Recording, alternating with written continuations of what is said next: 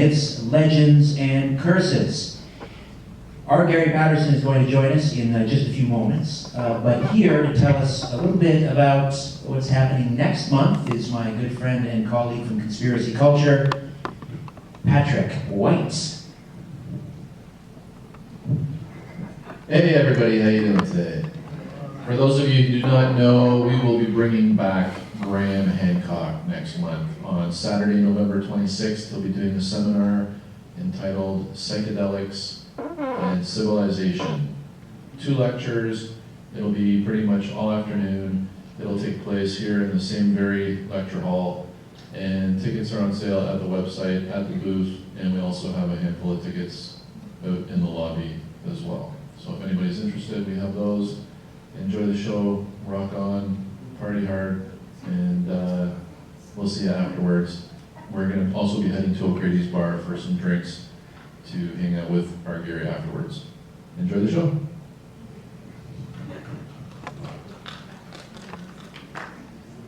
Thank you.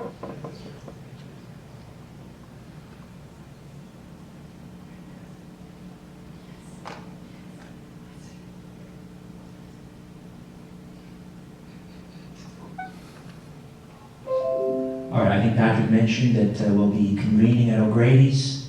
For those of you that want to join us for a few wobbly pops after the proceedings. What we'll do is our presentation, of course, Gary will be out here. We'll have some special guest appearances from Peggy Sue, Bill Harry, and Leo Lyons.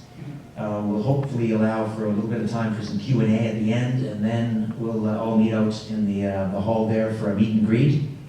Now, unfortunately, Gary's books didn't arrive in time. However, you'll be able to order those on Amazon.com. And for those of you who are interested in getting Gary to sign them, he can fill you in a little bit later on how, you can maybe send them to him, and he can put whatever message in there for you and ship it back. But let's get right to it.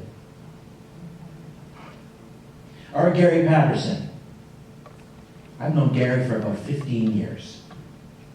One of my favorite guests on the Conspiracy Show and also on Coast to Coast. He's a native Tennessean with a passion for rock and roll. As a published author with Simon & Schuster, Gary's work portrays many fascinating events that help shape musical history, from Robert Johnson through current groups making a place for themselves among rock and roll's standing legends. In 1996, Gary released his first book, entitled The Walrus Was Paul. Immediately, the book became highly sought after. Beatlefest catalog proclaimed The Walrus Was Paul as one of its best-selling titles on the year. This is really the definitive book, sort of examining and unraveling the whole Paul is dead legend that began in the late 60s. Due to the instant success of the book, Gary found himself as a highly sought-after radio personality. He appeared on all the syndicated Beatle radio shows, including Westwood One's Beatle Years, ABC Radio's Beatle Archives, the Breakfast with the Beatles programs from New York to Los Angeles, and Joe Johnson's Beatle Brunch. International shows were broadcast throughout Canada, Great Britain, on the BBC, Australia, and Radio Caroline in New Zealand. He has appeared at numerous national Beatle conventions, including Beatlefests in New York and Chicago, and other Beatle conventions in Orlando, Philadelphia, Cleveland, Atlanta, Memphis, and Nashville. Shortly thereafter, Gary released his second work, Hellhounds on Their Trail. In this work, Gary continued with his popular theme of rock and roll's enduring myths and legends. Hellhounds on Their Trail begins with Robert Johnson waiting at the crossroads just outside Clarksdale, Mississippi, to make his deal with Old Scratch. Other chapters focus on hidden messages in rock, Jimmy Page and the Zeppelin Curse, strange fatal coincidences in the Allman Brothers and Leonard Skinner bands, and a discussion of an exclusive group of musicians who were members of the club whose only membership requirement was untimely death at the tender age of 27. Gary's third book was released by Simon & Schuster and Fireside Books on July 13, 2004. It's called Take a Walk on the Darkside, Rock and Roll Myths, Legends, and Curses. Of course, Gary's collecting more tales for his next volume of great rock and roll myths and legends. so he encourages you to check back for more information concerning its release date on his website, rgarypatterson.com. In 2000, Gary served as a consultant for VH1 Confidential. The series highlighted a number of rock music's enduring mysteries. The vast majority of these tales were found in Gary's The Walrus Was Paul and Hellhounds on Their Trail. He appeared in 3 of the episodes, discussing the Paul is Dead rumors of 1969, the Robert Johnson legend, and today Gary is developing other ideas for several new television series dealing with fascinating events in the ongoing history of rock and roll. Ladies and gentlemen, please welcome R. Gary Patterson.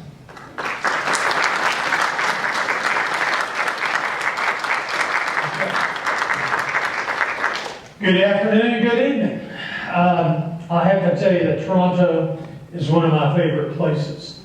So anytime I get an opportunity to come, I love it. And I'd like to give my appreciation to Patrick, Kadena, and Richard.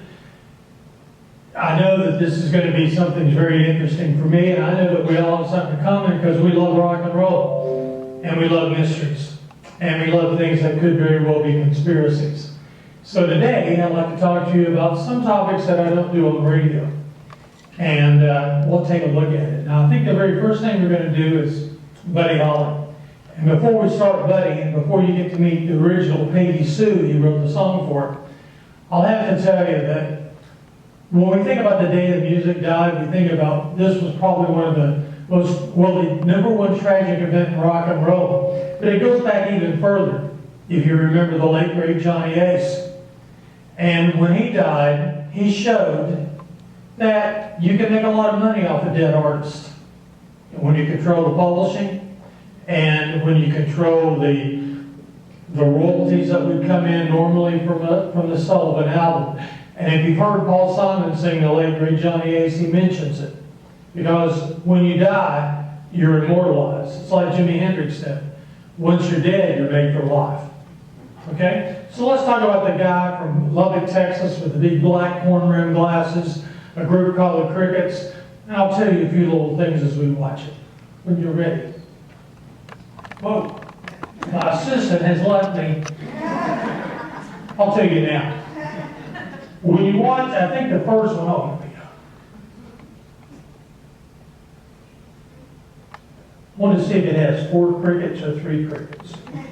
You do know there were 4 for a while, right? Here it goes. All right, February 3rd, 1959. Richie Valens, Buddy Holly, the Big Bopper, Roger Peterson, the pilot. When you take a look at Buddy Holly, he needed glasses, so he decided he'd fly it by getting the big black ones. And it made news about these artists perishing at the same time. And it really was not only the day the music died, it was really the year the music died. And I'll explain all that in a second. We're going to listen to, okay, we'll just go ahead and do that. Richie Valens. Whoa, got to get my adjustment here. Richie Valens was 17 years old when he died in a plane crash. 17. And he had a terrible fear of flying. When he was in junior high school, he'd gone to his grandfather's funeral. Sound check. Grandfather's funeral, and while he was in junior high, at lunchtime he'd take his guitar, he'd sit out under a tree, and he'd play songs, and the students would gather around him. Well, at his grandfather's funeral, he was absent that day from school, and 2 planes crashed in the air above his junior high. The wreckage fell down and killed his best friend, who was by the tree, where Richie Valens was convinced that he would have been there that day, and that his grandfather had actually saved his life. So what made him decide to get on that Beechcraft Bonanza with Buddy Holly and the Big Bopper and make that flight? It's hard to believe because I'm also friends with Donna Ludwig. And Donna Ludwig was Richie's girlfriend. He wrote "Oh Donna" for her. And the day that he left for the winter dance party, her father would not allow her to go to the farewell party because he didn't want his daughter dating a Mexican American. So she didn't get to see him. But some of the odd, hurtful things was after the plane crash, when she found out about it at school, her father had rented studio time and rushed her to the studio and made her record a song called Lost Without You from Donna to Richie to make money off of it. So the idea of making money. In a minute, I'm going to talk to you about the Delphi Records curse, and we'll take a look at how it is to make money off dead artists. When they left on the flight, Buddy Holly was convinced that he wanted to have an evening that he could sleep in a bed and get his clothes laundered. They'd been on school buses where the temperature was 45 degrees below zero. And the drummer on the winter dance party was a 17-year-old Carl Bunch. And Carl had frostbite on his feet and was placed in the hospital. He told me that about 1 o'clock in the morning, when the plane took off, he woke up and he saw Buddy Holly, the Big Bopper, Richie Valens stand next to his bed. He didn't know that they'd already died in the plane crash. Now, a lot of times when people tell you stories, you sort of look and shake your head. But Carl Bunch had a PhD in psychology. So he's not somebody who would create a story. And I found that to be very interesting. So that's why Buddy got on. The Big Bopper had the flu, and he traded Waylon Jennings his brand new sleeping bag so that Waylon could hang out with the guys on the bus. And of course, the story goes, the famous coin toss with Tommy Alsop, when they went back to check on the equipment, and Richie Valens was there and had been pestering Tommy to get the last seat all day, and Tommy says, let's flip. And he flips the coin in the air. He said, call it. And Tommy Alsop said, heads. And it was heads. And Richie Valens turns and he says, you know, this is the first time I ever won. When the plane crashed, Tommy Alsop goes back to Austin, Texas, and he starts a saloon called the Heads Up Saloon in honor of the coin toss that saved his life. Now, Buddy tells Tommy, well, it's your seat, you do with it as you will. And Waylon Jennings is there, and he looks at Buddy, and Buddy looks at him, and Buddy says, Waylon, I hope your old bus breaks down and you freeze your butt off. And Waylon Jennings looks at him and says, yeah, well, I hope your old plane crashes. And that was the last thing that Waylon Jennings said to Buddy Holly. And Waylon Jennings never got over that. It was burned into his memory. He kept telling that story over and over again. The sad thing is that when Carl Bunch got out of the hospital, they convinced him to continue the winter dance party. They were going to pay him X amount of money, pay him more, and they were bringing other artists in to take Buddy's place. Did you know that they never got a penny for the winter dance party? And that Tommy Alsop had to pay Carl Bunch's medical bills for the hospital. And that's what made Waylon so angry that he left the tour and came back to Texas. So when we talk about the day the music died, we talk about the crash, we talk about the Big Bopper. You know, the thing that always bothered me, when you look at images of the crash that had been going on behind me as I was talking, the Big Bopper was in the back seat. But when they found their bodies, Richie Valens was on one side of the fuselage, Buddy Holly on the other. Big Bopper was 40 feet in front. I was always curious, how could a big guy like the Big Bopper fly out over the pilot, go into the field 40 feet in front? Because no one knows what happened to that plane. They'll tell you that, well, the pilot, Roger Peterson, he wasn't trained on the equipment, so he smashed head first into the ground because he thought he was going up. He was actually going down. The Big Bopper's son, J.B. Richardson Jr., he passed away a few years ago, and he and I had some interesting discussions on it. He was afraid that his father had initially survived the impact and that he was crawling across that frozen field trying to go get help, and it tormented him. So when Beaumont, Texas decided that they would build a memorial to the Big Bopper, J.P. Richardson, they were going to dig him up, and moving to this new location. So his son decided, well, since they're digging my father up, this would be the best time to have an autopsy performed. So he goes to the University of Tennessee, where I'm from, and he picks up Dr. Bass, who's one of the most influential experts on this, on autopsies of famous people, hires him to come to Beaumont, Texas, and do an autopsy on his father. Now, you got to remember, his father had been dead over 50 years. To me, when I heard that, that sounded sort of ghoulish, but I know that you wanted to find out, what was it? Did his father survive? So when they took the coffin into a warehouse next to the funeral home, Dr. Bass tells JP, he says, you may not want to be in here when we open this coffin. He says, no, I want to see my dad. Because he was born a few months after the plane crash, so he never got to see him. So they opened the coffin, and J.P. Richardson, the big bopper, was almost in perfect condition. They said his flat top, his crew cut, looked like it just been done. But instead of actually doing an autopsy, they did an X-ray autopsy. And when they looked at it, every bone in his body was broken. So it gave his son a peace of mind knowing that his father died instantly, that he wasn't out in that field crawling. Now, another thing, when we talk about Buddy Holly, we talk about the presence of what was considered to be a bullet hole in the back of the pilot's seat. Have you heard that story? Oh, that's what I'm here for, right? What happened? The story goes that there could have been a fight on the plane. The gun came out because Buddy Holly did carry a pistol. Because he was paid in cash, he carried it in a briefcase.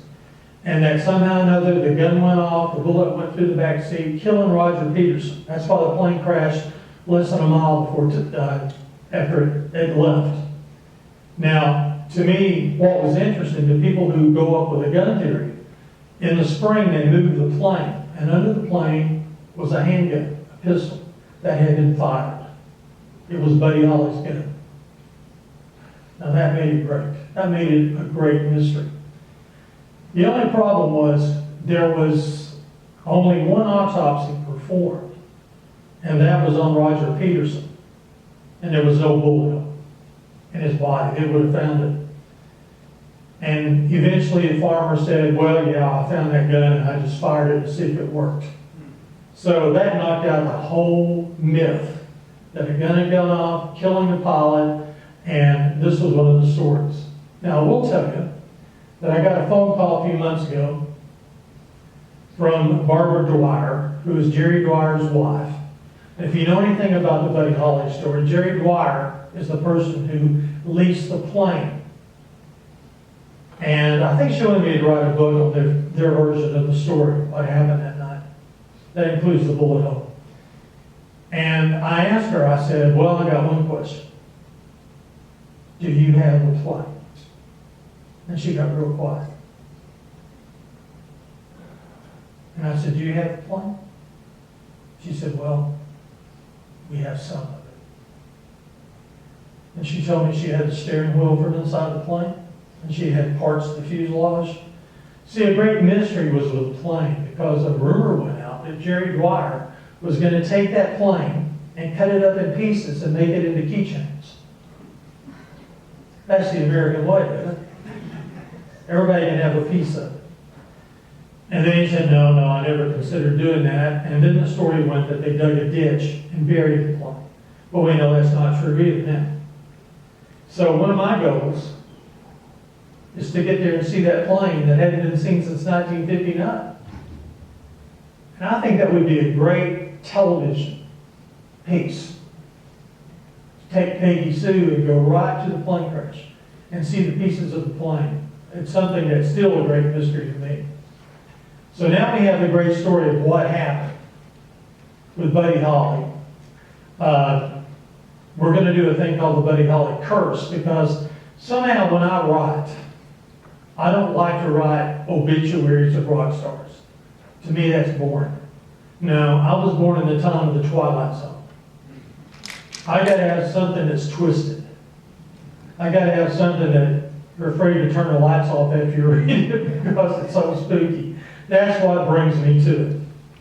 And so I found out in my research, there are a lot of people who knew Buddy Holly that died like this right after it. There are a lot of people, and on February 3rd, September 7th, on those dates, you have terrible things that happen to them. February 3rd, the date of the plane crash. September 7th, the date of Buddy Holly's, well, his birthday, which is 80 years old if you'd lived today. Now, Gary, if I could interrupt, excuse me. Go ahead. We're gonna get to Peggy Sue Garrett first, and then if we could come back to that. sure. All right. Now, would you like to meet Peggy Sue? I'll wait till she comes on. I'll tell you what I always tell her. We went to Germany last year and did a German television show where Buddy Holly's still hot. I'm going to let Richard get with Peggy. He's going to convey her questions because we're just really into tech. You know what I mean? But I always kid Peggy Sue. I always tell her she was the first rock goddess. Because before Peggy Sue, guys wrote about their cars. Remember Maybelline? That was Chuck Berry, but when Peggy Sue came out, it was pretty little Peggy Sue. So you're going to get to meet Peggy Sue today. Oh, that was perfect timing. Here she is. Hello? Hi, Peggy, can you hear me? I can hear you. Can you hear me? I can say hello to Gary Patterson and all our friends gathered here at the J.J.R. Macleod Auditorium. Hi, Arthur Patterson. How are you, And Peggy? everybody else, and good afternoon, Canada. All right. Ask her how she met Betty. What happened? First question, Peggy, if you could tell everyone how you first met Buddy Holly. I can do that. I had gone into Lubbock High School as a sophomore. I was just barely 15, and I was walking out of Lubbock High to go to the band room because I played alto saxophone. And as I was going to start out of the school, the door jerked open, and this guy walked in with a guitar in one hand and an amp in the other, and knocked me completely down on the tile floor. My books went everywhere, the can-cans went up, and it was not a pretty sight. But anyway, he came over and he knelt down and he looked at me and he said, "I don't have time to pick you up, but you sure are pretty." And he just left me there. Just left. I mean, who he was or anything. And there was a girl there watching all this, and she said, "Do you know who that was?" And I said, "No." And she said, "It was Buddy Holly." And I said, "That was Buddy Holly?" Because I'd heard him on the radio, I knew his voice, but I'd never seen him. And about a month later, I double dated with him, with his best friend, Jerry Allison. And when I got in the car, Buddy and Echo McGuire were sitting in the back seat, and he started laughing. And I kind of looked over my shoulder, and there was Buddy Holly. And Jerry got in the car, and he said, "Well, what's so funny?" He said, "I've already overwhelmed your Peggy Sue." And he was just a neat guy, fun guy.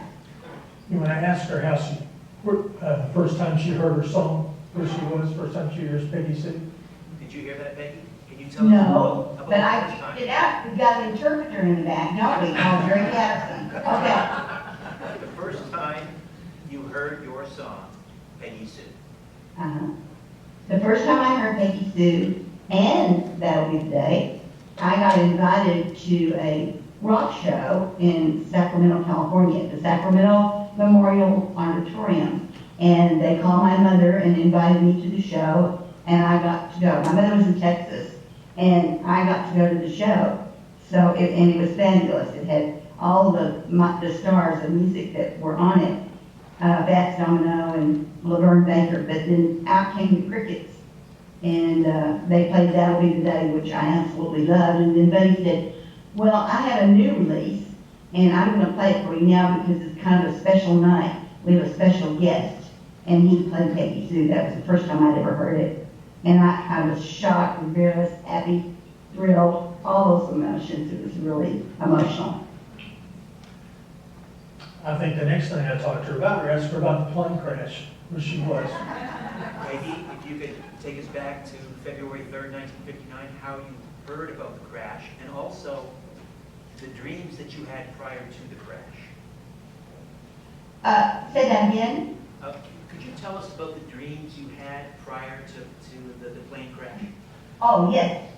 I had had 3 dreams, and it was always about this little plane with a VTOL, and it took off from this airport, and it went up, circled around, and came straight down in a bed of snow. And in the plane, Buddy was sitting on up front on the right-hand side, and the two people in the back I thought was Jerry and Joe B, because Nikki Sullivan had left the group. And so Buddy was working on his own license. He was taking flying license. And I told him, I said, do not charter a plane when you're working. So the third time every time I had the dream, I would tell him, and Jerry and Joe B, do not get in a charter plane. Of course, Buddy would always laugh and say, well, we're safer up there than we are down on the ground. And I said, do not get in a charter plane. But that didn't last very long.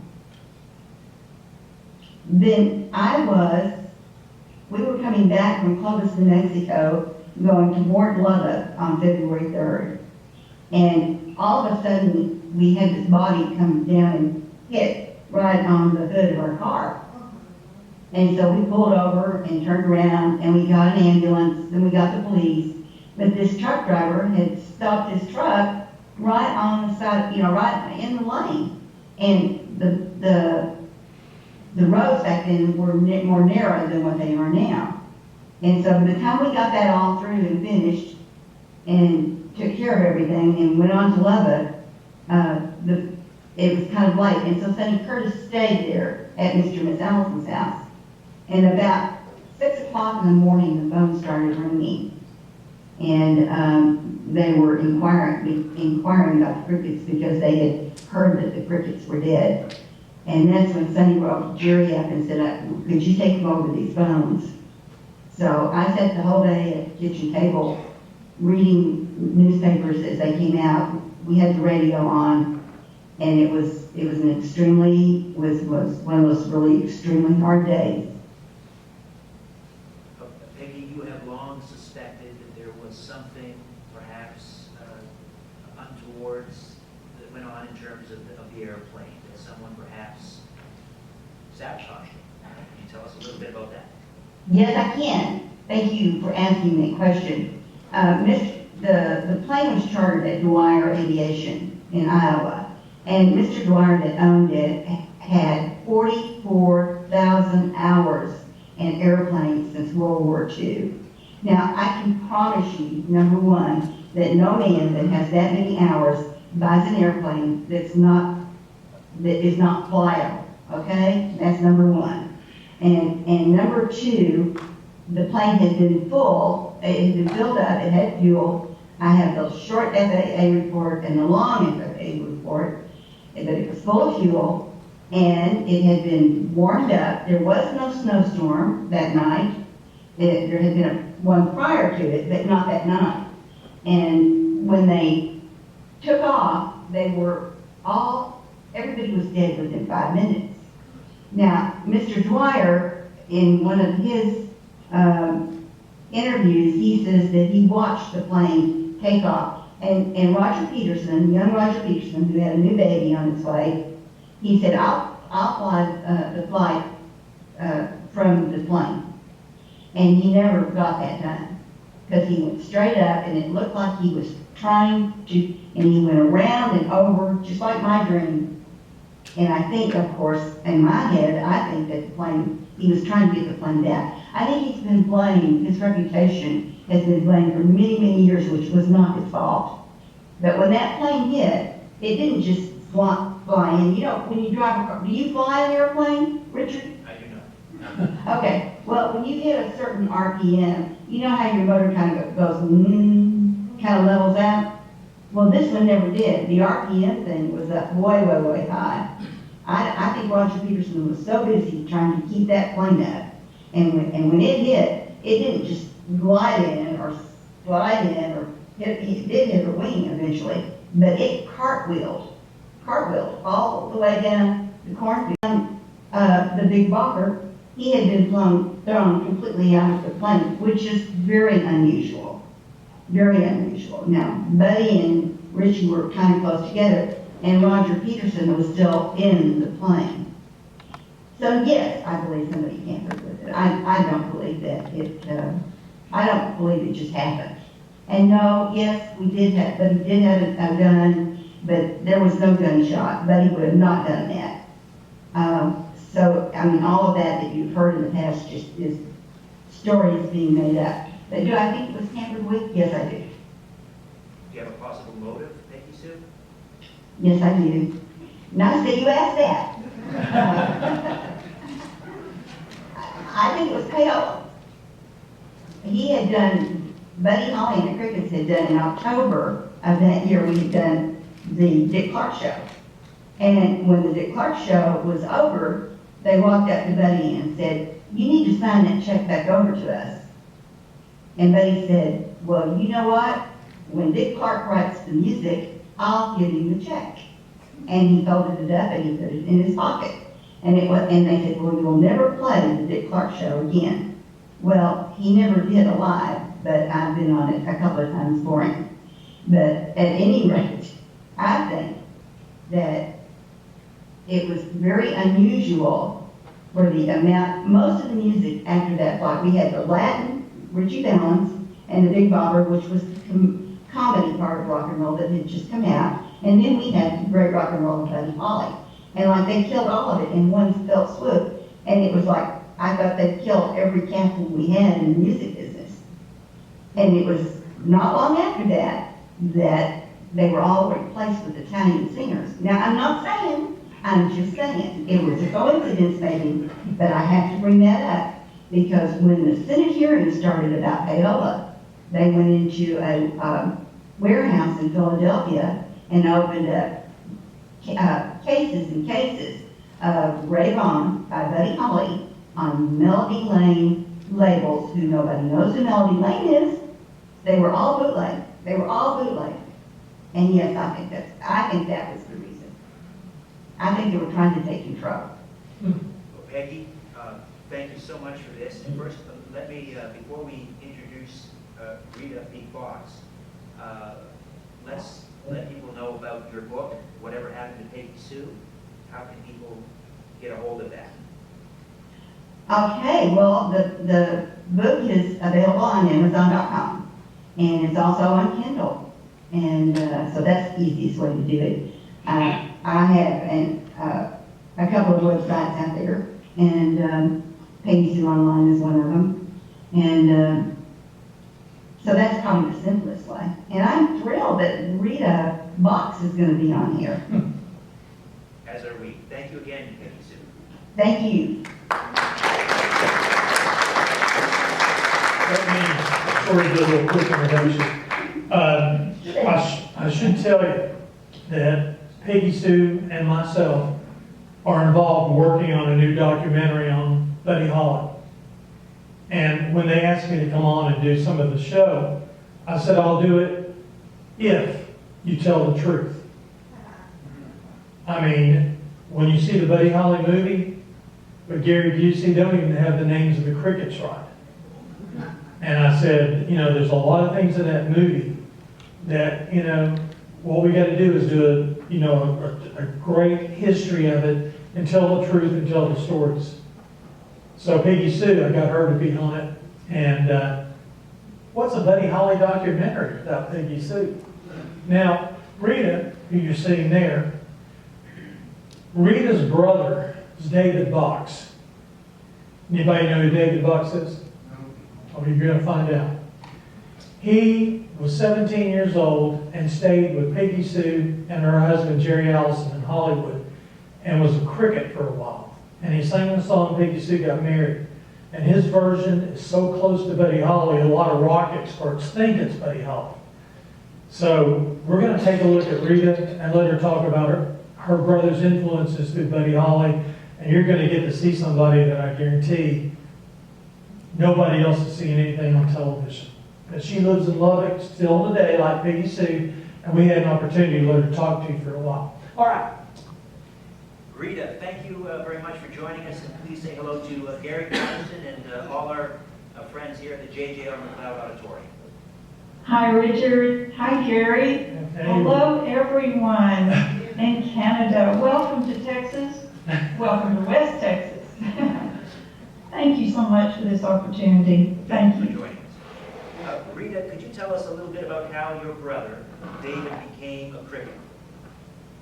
Yes, my brother David Box was naturally talented to begin with, and he began his singing career when he was 3 years old, broadcast live on KSEL radio, a local station here, and he couldn't be stopped. So after he learned how to play the guitar at 9 years of age, he heard Buddy Holly's music when he was around 14 years old on the radio, and it was a catalyst that fired in him because he resonated with Buddy's incredible talent. And by wonderful opportunities, David had the opportunity to audition with a record for the Crickets to hear, specifically Jerry Allison and Joby Malton. And they liked what they heard, and they decided that they wanted David to be a session player for them as lead singer and guitarist for one more song that they had a contract with Coral record label to complete that, and so they had David to sing Peggy Sue Got Married. And the flip side of that was a song that David and Ernie Hall wrote together, Don't You Know? Your brother David passed away much the same way that Buddy did, and almost at the same age. Tell us about that. Yes, David, once he returned from Hollywood with that fantastic experience recording with the Crickets on his 17th birthday, he returned to Lubbock and wanted to continue his solo career. And as he moved on as a late teen, he had the opportunity to meet Roy Orbison, and they immediately became friends. And Roy co-wrote 2 songs for David to record at Studio B RCA Studios in Nashville. And so it was very quick for David to move along as quickly as he did at that time. The doors were opening for him, and then there were also moments of, and when I say moments, there was times that passed so slowly that were just, not moving as quickly for him that he wanted. And so as he was going along, waiting for a contract from RCA Studios, they had a contract in queue for him to record his first LP album, and that would have been in 1964. And so he was in Houston.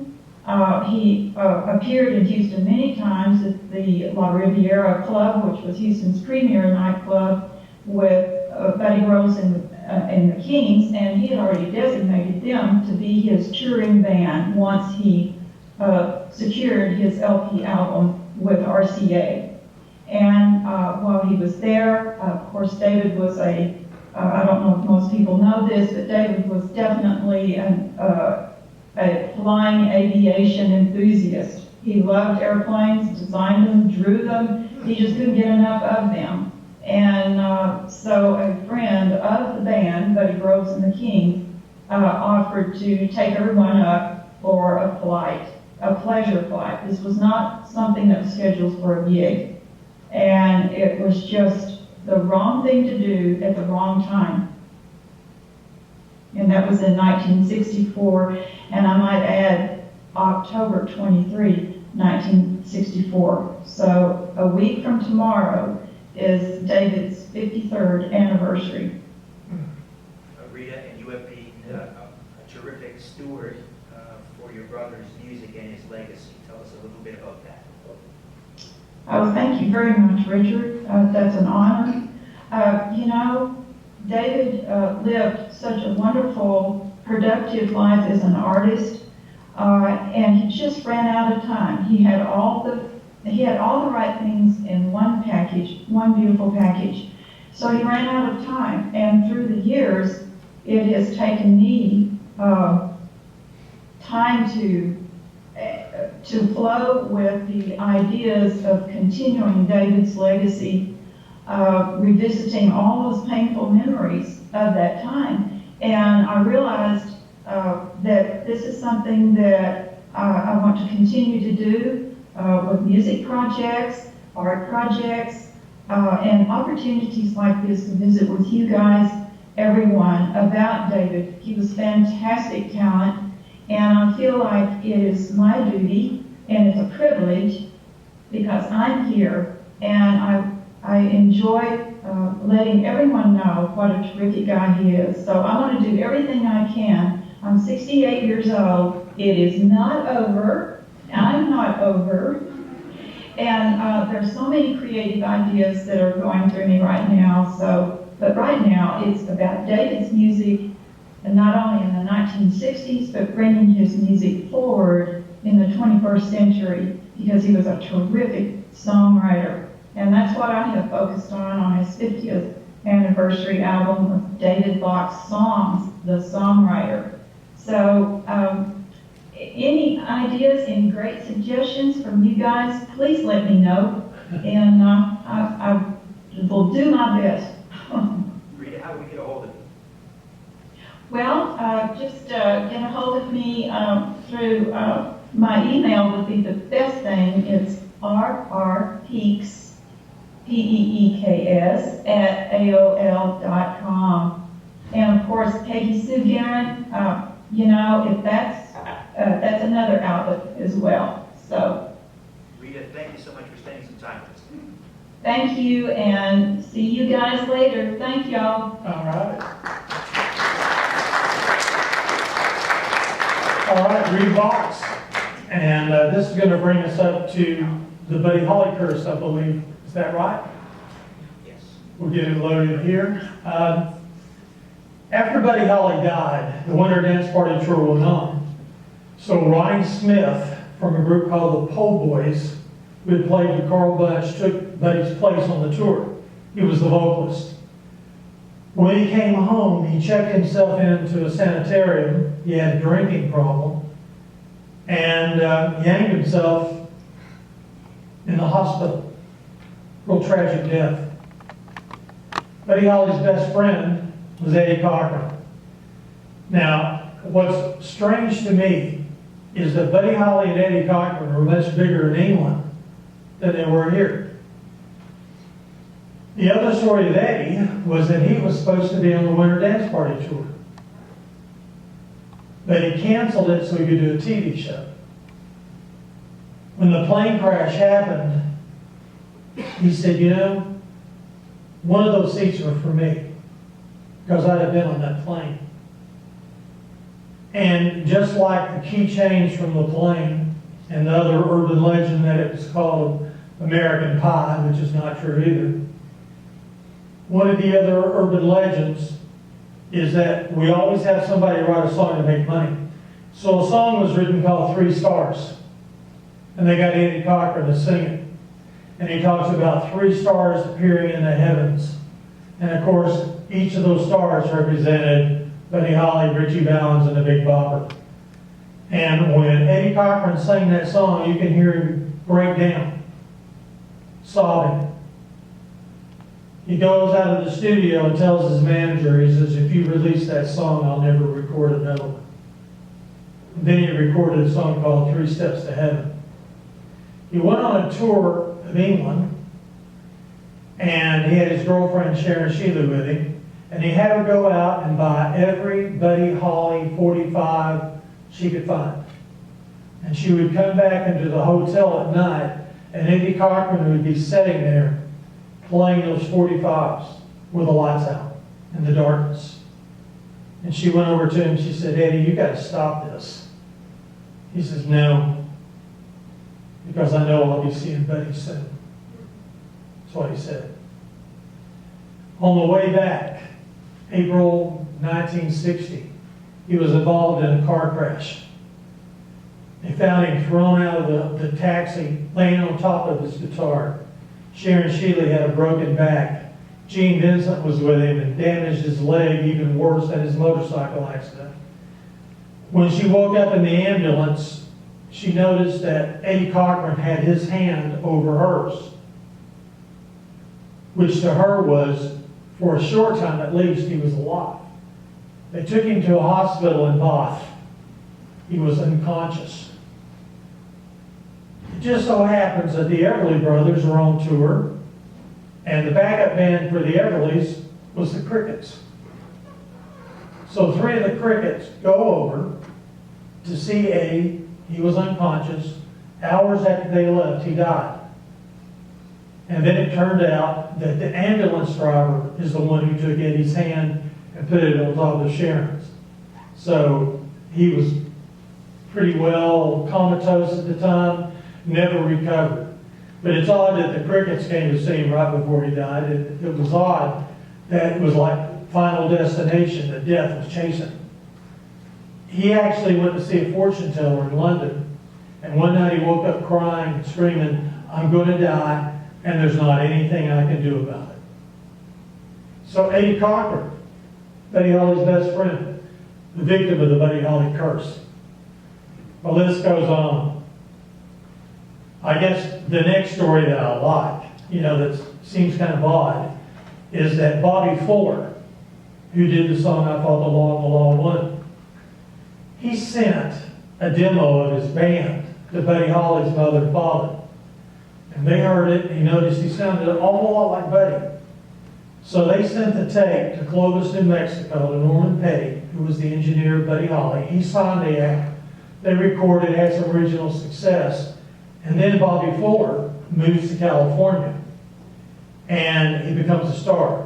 The very last song he recorded was Love's Made a Fool of You, a song that was written by Buddy Holly. I Thought the Law and the Law Won was written by Sonny Curtis from the Crickets. So he had a lot of success there. One morning, the phone rings at 1 o'clock. He gets up to answer the phone. He brought his mother in from Texas, and she hears him talking on the phone, very, I guess you would say he was very anxious in this conversation. He hangs the phone up. He asks his mother, he says, "Can I borrow your car?" Now, Bobby had a brand new Corvette, but he wanted to borrow his mother's car because he had to have something that he had to bring in the car. So he left. He says, "I'll be back in an hour." He didn't come back. Not that night. She called the manager. Nobody knew where he was. About 5 o'clock that afternoon, she hears the car pull in the garage. So she thinks everything's fine. She waits a while. Bobby didn't come upstairs. She goes down.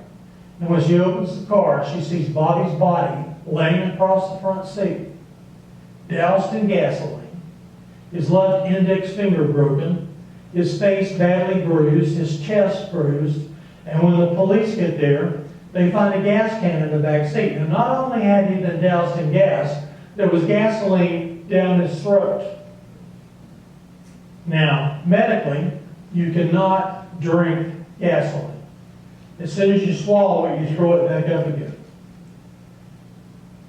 Bob King, the owner of the label that both Richie Valens, Sam Cooke, and Bobby Fuller recorded for, shows up. He sees the police throw the gas can in a dumpster, and he says, "What's going on here?" He said, "Some rocker just killed himself." How do you beat yourself like that? Break your index finger. So it's a mystery. What happened to Bobby Fuller? And how does he pull into the curse? The very first song he made a hit was by the Crickets. The last song he recorded was Bobby Fuller's version of Love's Made a Fool of You. And it's ironic, because the story goes that Bobby Fuller was dating a girl from Houston who also was dating one of the big mob bosses. And there was a hit put on Bobby Fuller. So in that case, Love's Made a Fool of You. And I went to a psychic. I met this guy. We were going to do a TV series, and I said, all right, they're going to know about Janis Joplin, who died right down the street. So I said, "What do you know about Bobby Fuller?" And he said, the answer you will find with Melody. So he gives me this name that a few years later, he was dating a girl whose name was Melody. And she was dating a mob boss in Houston. but nobody can find her. Now, the Ford family actually hired a private detective. The detective goes in and finds two men in his office. They shoot at him. The private detective quits. Makes sense, right? Randy, the brother, was chased off the road in California, so he and his family moved back to Texas. So everybody wants to know what was the truth of Bobby Fuller. Why did the Hollywood police disguise it? Of course, they also messed a few others like Marilyn Monroe, you know? So it seems like you're not going to get the actual facts when it gets there. So the death of Bobby Fuller, very mysterious. Still open to this day. Now, you can go on and you can take a look at a number of artists. This is Joe Meek. In the late 50s and early 60s, Joe Meek was the #1 producer of music in England.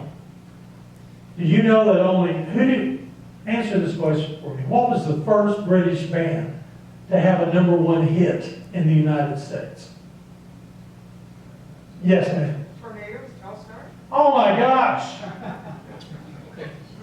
Yes, ma'am. I am. Do you remember the song? It's an instrumental. Joe Meek wrote it, but Joe Meek couldn't carry a tune. One day, Joe Meek and two of his friends are sitting around a dinner table. Joe Meek was a major Buddy Holly fan. And they were playing with tarot cards. One would turn a card, one would give the message, and the third guy would write it down. They were playing. As they turned the cards over, the card said, Buddy Holly dies, February 3rd.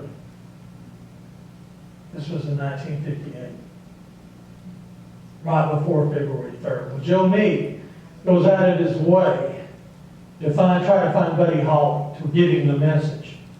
Well, Buddy Holly and the Crickets came to England. It was past February 3rd, now it was in March, I think. And what happens is Joe Meek says, listen, be careful on February 3rd. You're going to die. I got this message from the tarot cards.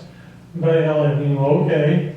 And when he came back to the United States, they asked him how his tour of England was, and he said, well, it was interesting. Some guy threw a brick through the window, wanted an autograph, and then some guy told me I was going to die. Well, on February 3rd, 1959, Buddy Holly dies in a plane crash. When the news gets to England, Joe Meek decides that he's going to take this a little further. He's going to go into a major seance. So a seance is held where Joe Meek reaches out to Buddy Holly on the other side. Now, what Joe Meek did, he had written a song called A Tribute to Buddy Holly. And he wanted to get Buddy Holly's impression on his new song. So after they had the seance, the message was from Buddy Holly, see you in the charts. Which Joe Meek thought was, hey, this is great. You know, I've got his permission to do the song. So he releases it. I mean, you can hear the song. It's not very good. But anyway, Buddy Holly said see you in the charts. It was in the British charts, not in the United States. Then he became more obsessed with seances, trying to get in touch with Buddy Holly. His songs that he produced were on the supernatural side, about reaching over to the dead and getting messages. And then he became more obsessed with it and shaved his head. He became very paranoid. He had a suspicion that he was being monitored. They found a suitcase, or actually two suitcases, with this boy's body dismembered in it. And they thought it was Joe Meek, that Joe Meek was involved with it. Then his landlady was going to throw him out.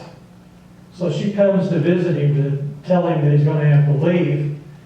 And his apprentice, Patrick Pink, hears a shotgun go off. He opens the door and he sees the landlady falling down the steps with her back smoldering from the buckshot. Then he hears the gun go off again. And Joe Meek shoots himself in the head with it, kills himself. A tragic story, but the landlady and Joe Meek's death, February 3rd, 1967, the exact anniversary of Buddy Holly's death. I was in LA doing a show with VH1, and I was waiting on the plane, like I'll be tomorrow. But anyway, I was waiting on it in LA, and I picked up a newspaper, and it said, Phil Spector, arrested for murder. Now, Phil Spector is, well, he left his Mozart wig on here. I thought he looked better with the wig. But he was Joe Meek's main competition because Phil Spector created the wall of sound and Joe Meek used compression. So what happened, that day he committed murder. I looked at the newspaper, it was on February 3rd. Now what would be the odds that the two greatest producers in the 50s who would know Buddy Holly and his music and really be fans would both either die or commit some heinous form of murder on the date of Buddy Holly's death? That's February 3rd. And as soon as I see that, I go, oh my gosh, that's February 3rd. Phil Spector. So you have that. You also have Tupac. I saw his picture flash by. He was shot on September 7th, Buddy Holly's birthday. So you have events that happen. Now, probably the strangest story is Keith Moon from The Who. And when you take a look at Keith, he had gone to see the Buddy Holly story play on the London West End with Paul McCartney and Linda McCartney. Now, it was on September 6th. When he comes home, he takes an overdose of medication accidentally to help him with his drinking problem. So he died on September 7th, Buddy Holly's birthday, after going to see the Buddy Holly story. There's another strange thing about his room. It was owned by Harry Nilsson. 4 years earlier, Mama Cass Elliott died in the same room. And then, 4 years in, you have Keith Moon, who died in Harry Nilsson's flat. So, to me, that's very odd. Now, I don't consider myself a really superstitious person. I don't fly on February 3rd or September 7th. You know, I'm just being safe, you know. So I stay away from that. All right, of course, it's Buddy and the Crickets and J.B. Malden, the bass player. You're going to see him do Peggy Sue. He died on the date Buddy Holly was buried, February 9th. So anybody who's got anything to do with the Crickets or Buddy Holly, they seem to have those mysterious dates that come through. So we're going to the Beatles, or we're going to do the Peggy Sue thing, whatever you want to do. Oh, here we go. Sincerely sorry that this is the third and thus our last current show with the Beatles, because these youngsters from Liverpool, England, and their conduct over here not only as fine professional singers, but as a group of fine youngsters will leave an imprint with everyone over here who's met them. And that goes for all of us on our side.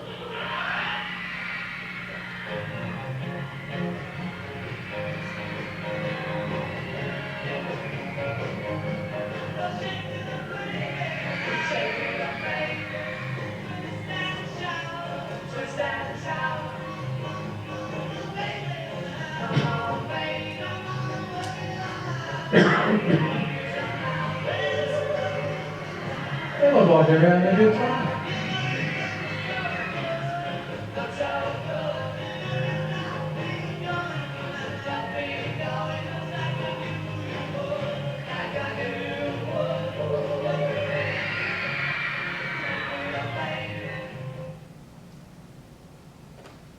I don't think there was ever a thing in social music that ever met the Beatles.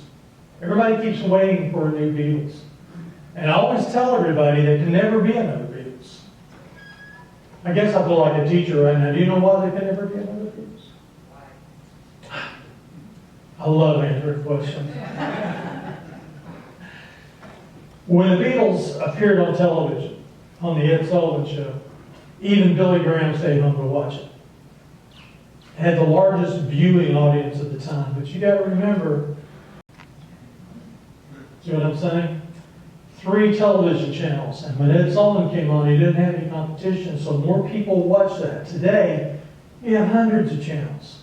What would be the odds that millions of people would sit there and watch it? And that's what created Beatlemania. And the Beatles were afraid that they would bomb out in the United States because they knew that the Tornadoes had their one song, but no other British band ever did it. And George Harrison said, what do they need us for? Look who they have. Little Richard, Chuck Berry. All our heroes are over here. They felt like they were just imitating. And when they got off that plane, there were like 10,000 girls screaming their names. They knew they had a good chance of making it. So they did their albums. Now, when we talk about conspiracy theory, before I tell you about the reason for the Paul is dead hysteria, I should tell you the United States government was not very fond of rock and roll music and how it affected teenagers. Un-American. The Greatest Generation that won World War II, when they came back, they didn't really care who sat on the back of the bus. But their kids did. Their kids were the ones who went out and created the civil rights movement. By the way, you did hear about Bob Dylan getting a Nobel Prize? A little late. But, you know, Bob Dylan really had a thing with the Beatles because he was the very first one to teach them how to smoke pot. And when they did the Ed Sullivan Show, as you saw, they got a chance to meet him, and he brought some with him. And he held it out, and John and Paul were terrified. They were afraid to touch it. George was too. Ringo said, let me try. And Bob Dylan said, well, I know you guys do this. And they go, no. He said, I know you do. It's in your song. You know your song, I Want to Hold Your Hand? He said, you know the line where you guys sing, I get high, I get high? Bob had a problem with the lyric. It's, I can't hide, not I get high. So he brought him a little gift. And that started the psychedelic experience with the Beatles. If Richard lets me real quick, I want to tell you a real fast story. And then about Dylan. And then I'm going to get to the Great Paul's Dead rumors. In the late 50s, Bob Dylan was in Greenwich Village, and he was watching on American television civil rights workers being bombarded with fire hoses and German shepherds. Kids dressed in their Sunday school vests being thrown to the wall. And he says, how could this happen? He said, maybe nobody's asked the right question. So he takes out a piece of paper and he starts writing questions down. How many roads must a man walk down before they climb him in? Does that sound familiar? Mm-hmm. So he recorded the song Blowing in the Wind. And then Peter, Paul, and Mary cut it and did much better with it. So when the March on Washington came with Dr. King, in the crowd that day, as the choir was singing the song with Peter, Paul, and Mary, a young black man, his name was Sam Cooke, was standing there. And he said, you know, how could this kid with the real frizzy hair, how could he come up with a song that was my problem, my thing that I should write? So he goes home that night and he writes A Change Is Going to Come. One of the most powerful songs in the civil rights movement. Well, later that night, in the Lincoln Memorial, the choir was singing again, joined by Bob Dylan and Joan Baez. And in the choir was another young black man. And Curtis Mayfield. And he had the same thought. Why didn't I write that song? So he goes home that night and he writes People Get Ready. About a heaven-bound train, room for everybody. One moment, on one perfect day, that the world was changed. Because somebody asked the right questions. And Bob Dylan did more for the Civil Rights Act, 1964, with that song in the United States than anyone else.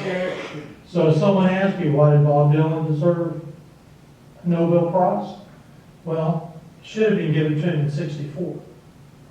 So I'm sorry, that was a chance to digress. Now you did hear me say Sam Cooke. So I want to tell you, that there's a Delphi curse, Delphi Records. Bob Keane on the label. Richie Valens died in a plane crash. There was insurance involved. Sam Cooke was killed in LA, and some people think that that was murder. It wasn't what it was supposed to be. And then number 3, Bobby Fuller. The FBI investigated. And I was able to be, well, I was glad that I was able to work on the segment with VH1. Now, when you go home, go on the internet, look up VH1 Confidential, and you can see Bob Keane tell you the story of why would I kill my 3 top artists. And then you'll see banners behind him, posters of Bobby Fuller, because he's still making money off the music. Bob Keane passed away, though. So the idea of money to be made from dead stars. In 1969, probably the greatest urban legend besides Robert Johnson waiting at the crossroads, came out that Paul McCartney had been killed in a car crash in 1966 and replaced with a double. And there were clues on albums. You remember the Paul's Day clues? A lot of you do, I know, I can tell. You enjoy sitting in your room playing your records backwards? Only the Beatles. The very first song that was ever with a backward track was Rain. And on the 3rd verse, you hear John Lennon sing, "Shadow is not midnight, man." You know, and I thought, oh my gosh, what's he doing? It sounds like some Hindu chant. And then he just liked the way it sounded backwards. When you play it backwards, so you hear the true side, it's when the rain comes, they run and hide their heads. It's the same thing. But the Beatles liked the way it sounded phonetically. So in 1969, the Paul is Dead rumors came out. People started looking through their albums, and you had 3 sets of clues. The first were totally ridiculous. Like people would tell me, you notice on the Help album, Paul's the only one that doesn't have a hat? You know, I go, yeah, that's interesting. Because it couldn't happen before 66. The Beatles were doing tours. You couldn't bring somebody in to do the shows. So it had to be before then. And then, when I researched it, I found that in 3 leading Beatle books, there's references to a car crash that Paul McCartney had on November the 9th, 1966. Well, that gave me a date. And then, it goes back further. When you did a White Album, you hear John Lennon saying, "Here's another clue for you all." The walrus was Paul. That line sort of bothered me. Because what does he mean, there's another clue? Does that mean there are other clues that are hidden? So you have to look back. And that means going back before 68, 69. So, a lot of people ask me this. And let me tell you, there's a big thing in Paul is Dead today. People have gone out, they've measured his head, the eye distance between his eyes, his voice grams, and they find out it's different. But here's something I had to do. I went to a friend of mine with a TBI, Tennessee Bureau of Investigation, who studied with Dr. Bass at the body farm. And they went over the head measurements, and they said that when you do photographs and you stretch them for a jacket, that it makes a difference in the head and eye placement. So it's not anything definitive. And as far as the voice goes, I know that Richard's heard Paul recently. I heard him last November. Have you heard him? His voice seems like it to me. It's pretty raspy because he's doing like 6 nights a week, one after the other. And he can't hit the notes as well on Maybe I'm Amazed. But there's a lot of great singers who lose range when you get older. Yeah, 74 years old. When I saw him, he played for 3 hours and didn't even drink any water. He just went out and did the show. Now, some of this is interesting. Like the one, the car wreck of his Aston Martin. What I should do, maybe I can get back up here and I'll bring the slides and we'll go over each one of them. And I'll show you some things you probably didn't know. But to me, the album that has the clues is Sgt. Pepper's. And I told you that some of the clues are totally ridiculous. Some of the clues are guided looking, guided listening. Is Paul really spelled out on the grave in red eyes and flowers? Well, I'll show you. And then once I show you, you'll see it every time. Or is there a P? The bass guitar that only has 3 strings, 1 string missing. 4 Beatles, 3. The number 3 that goes on and on. But my favorite clue, the best, is the bass drum. If you look at the Sgt. Pepper cover, you see the freshly dug grave, and in red hyacinth flowers it says Beatles. It doesn't say the Beatles, it just says Beatles, like there's some there. In the crowd, you have Lewis Carroll, John Lennon's favorite writer, and the way he twists things around. And then you notice that Paul is standing there. He has 3 fingers on the oboe. There's a hand over his head, picking him out. Life magazine said that was a Far Eastern symbol of death, or whatever. Peter Blake designed the entire cover, but he didn't do the drum skin. There were 2 drum skins created. The only thing similar is the phrase lonely hearts. And here's what you have to do.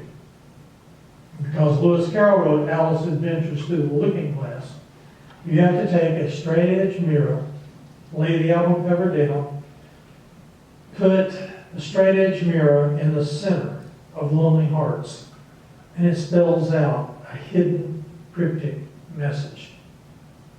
And when I found this, it sort of just really blew me away. Because from the left over, you have numeral 1, like a capital I.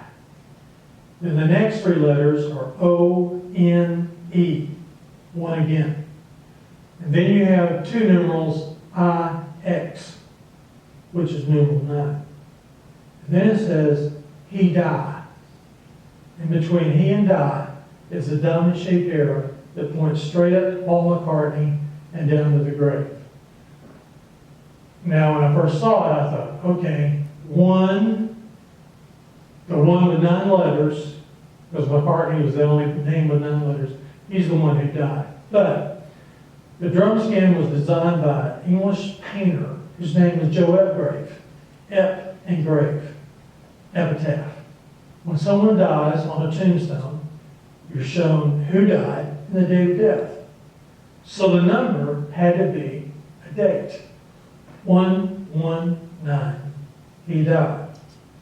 Now I know that in England, it would be September 11th, which is still spooky, 911. But in the United States, we put it down as the month first. So it was November 9th. The same date as those references give for the car crash and the arrow that points at Paul and down to the grave. When you turn the album cover over, it was the first time in history that lyrics were printed on an album cover.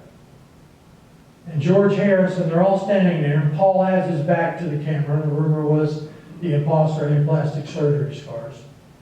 But George Harrison is standing right next to him with his thumb pointed up, and he's pointing to the first line of the song she's leading on, which says, Wednesday morning at 5 o'clock.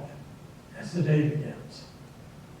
On the other references, this wreck on November 9th occurred at 5 a.m. If you go back and you look at the date, November 9th, 1966, it was a Wednesday. Now, why would the Beatles go to such an incredible amount of time to put that on an album cover and never say anything about it? I have a friend with WABC Radio, or ABC Network. He had an interview with McCartney when the anthology came out. He asked him. McCartney said this. He said, well, it became a bit of a game in the old Beatle days to put little hidden things in. He's never come forward and said it. And the hysteria that really spread. I mean, think about if the internet was back then. Yeah.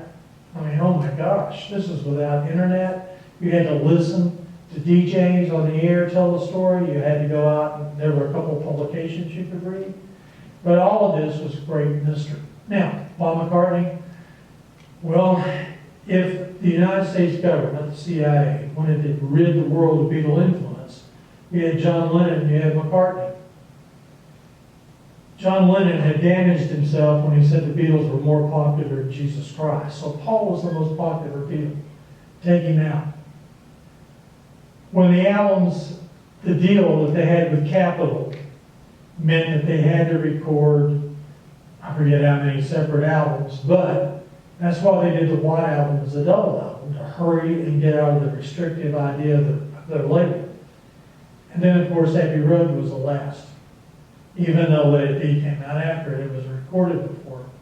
And they probably end with the greatest statement of all time, and in the end, the love you make or take is equal to the love you make. I mean, what a great line. But at the end, I often wondered in 1969, why did one of the Beatles come forward and say, hey, look, let's tell about a game. Let's tell about a game we played. It was under your nose and you never saw it, like the purloined letter. And you see Edgar Allan Poe in the group too. In 1969, the Manson family happened. And if you remember, slogans were put in blood that came from the White Album, like Blackbird, Arise, all of those. What if Lennon and McCartney had been summoned under subpoena to come to Los Angeles and answer a question? Did you put any hidden messages on your album that would have influenced Charles Manson? Then they could say, well, no, we didn't do anything to influence Charles Manson, but we did make people think Paul was dead. I mean, that would have been a publicity nightmare. And the Beatles also had little terms at it, like on How Do You Sleep by John Lennon. Those freaks was right when they said you was dead. And Ringo and Back Off Boogaloo. Boogaloo was the code name that the other three Beatles had for McCartney. Back off, meathead, you spread rumors you were dead. So you have those. I don't know if we'll ever find out all the clues. I'm sure some of them are incredible. And they'll probably never say they did it. My personal theory with you is that Sgt. Pepper's was such an experimental album. What if no one liked it? What if everyone said, well, you know, I don't know, I don't like this song? Because the Beatles had changed. So maybe it was a little insurance saying, okay, if they don't buy it, then we'll have rumors that Paul died. And everybody will buy it to find the clues. Well, it worked great because after the rumors came out, every one of the Beatle albums jumped back on Billboard. So people were buying them, looking for it. So to me, that would be a pretty good theory. Why? Sort of a background plan. So all of this was something that goes along with it. Now, I haven't met Paul McCartney. I do know his stepsister, and I do know his stepbrother, or stepmother. And I'll have to tell you, I know so many people who are close to the Beatles, and you're going to meet Bill Harry in a minute, who was John Lennon's best friend, created Mercy Beat magazine. But do you know how much money you could make if you could go out and tell somebody that, hey, I know what happened to Paul McCartney? It would make millions. And there are people who are very greedy, close to them, that would do anything for $1. And my second thing is, wasn't it lucky that the imposter the Beatles found, who took McCartney's place and joined the Beatles in '67, was more talented than the original Paul McCartney? Look at the songs this guy wrote. You know, Live and Let Die, Helter Skelter, a whole second side of Abbey Road. And the original McCartney, Yesterday's fabulous. I just seen a face, great. But stand up and look at the material. So, I know a lot of people believe. I know a lot of people have the need to believe. And I hear this a lot. Except for Paul, they call him Paul, False Paul. So, we may do something with it. But this is one of the great stories of it. Are we going to talk to our friend Bill? We are going to get to Bill Harry in about 15-20 minutes. Why don't you talk a little bit about Bill Harry's best friend, and that would be, of course, John Lennon. Let me just tee this up here. I noticed that you had the video track on too. When you listen to Revolution number 9, you know, you can talk about prophetic things. When you listen to Revolution number 9, you hear the football game, you're block escape. The Herald Post-Cell is the one who announced Lennon's death. And you hear block that kick, which is exactly what you hear in the Revolution. Here we go.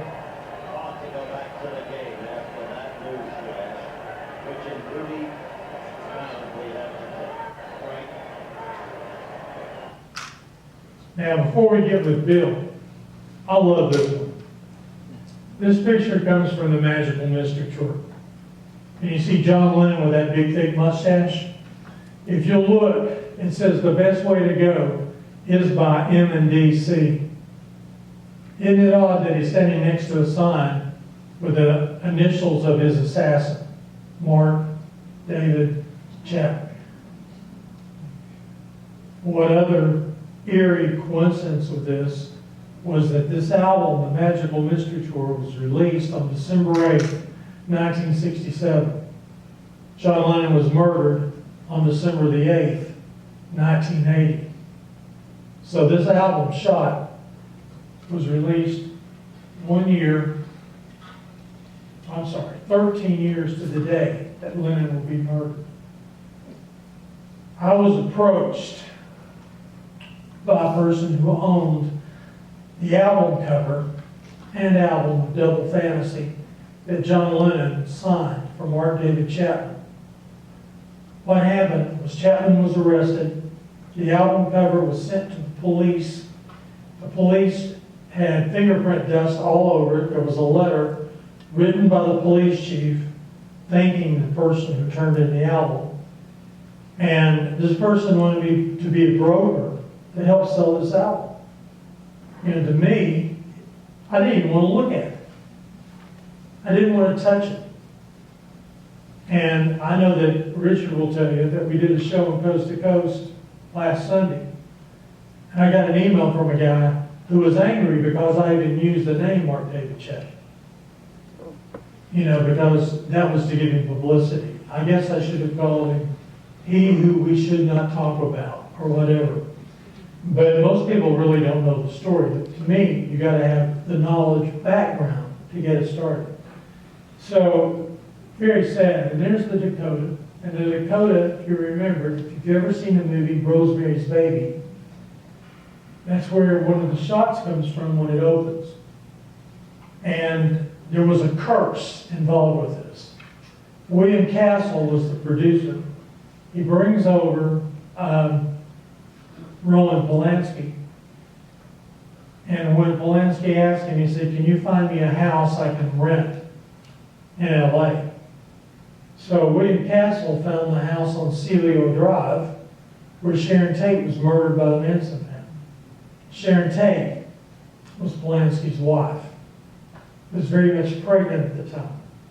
And when you watch Rosemary's Baby, you see Mia Farrow, you know, looking like she's 9 months pregnant, carrying a butcher knife, walking through it, and a cult next door that was going to take the baby. All of this sounds exactly like what was set up with this. So, William Castle was cursed because he brought the Antichrist into the world, according to the letter, and that he was doomed and slowly brought away.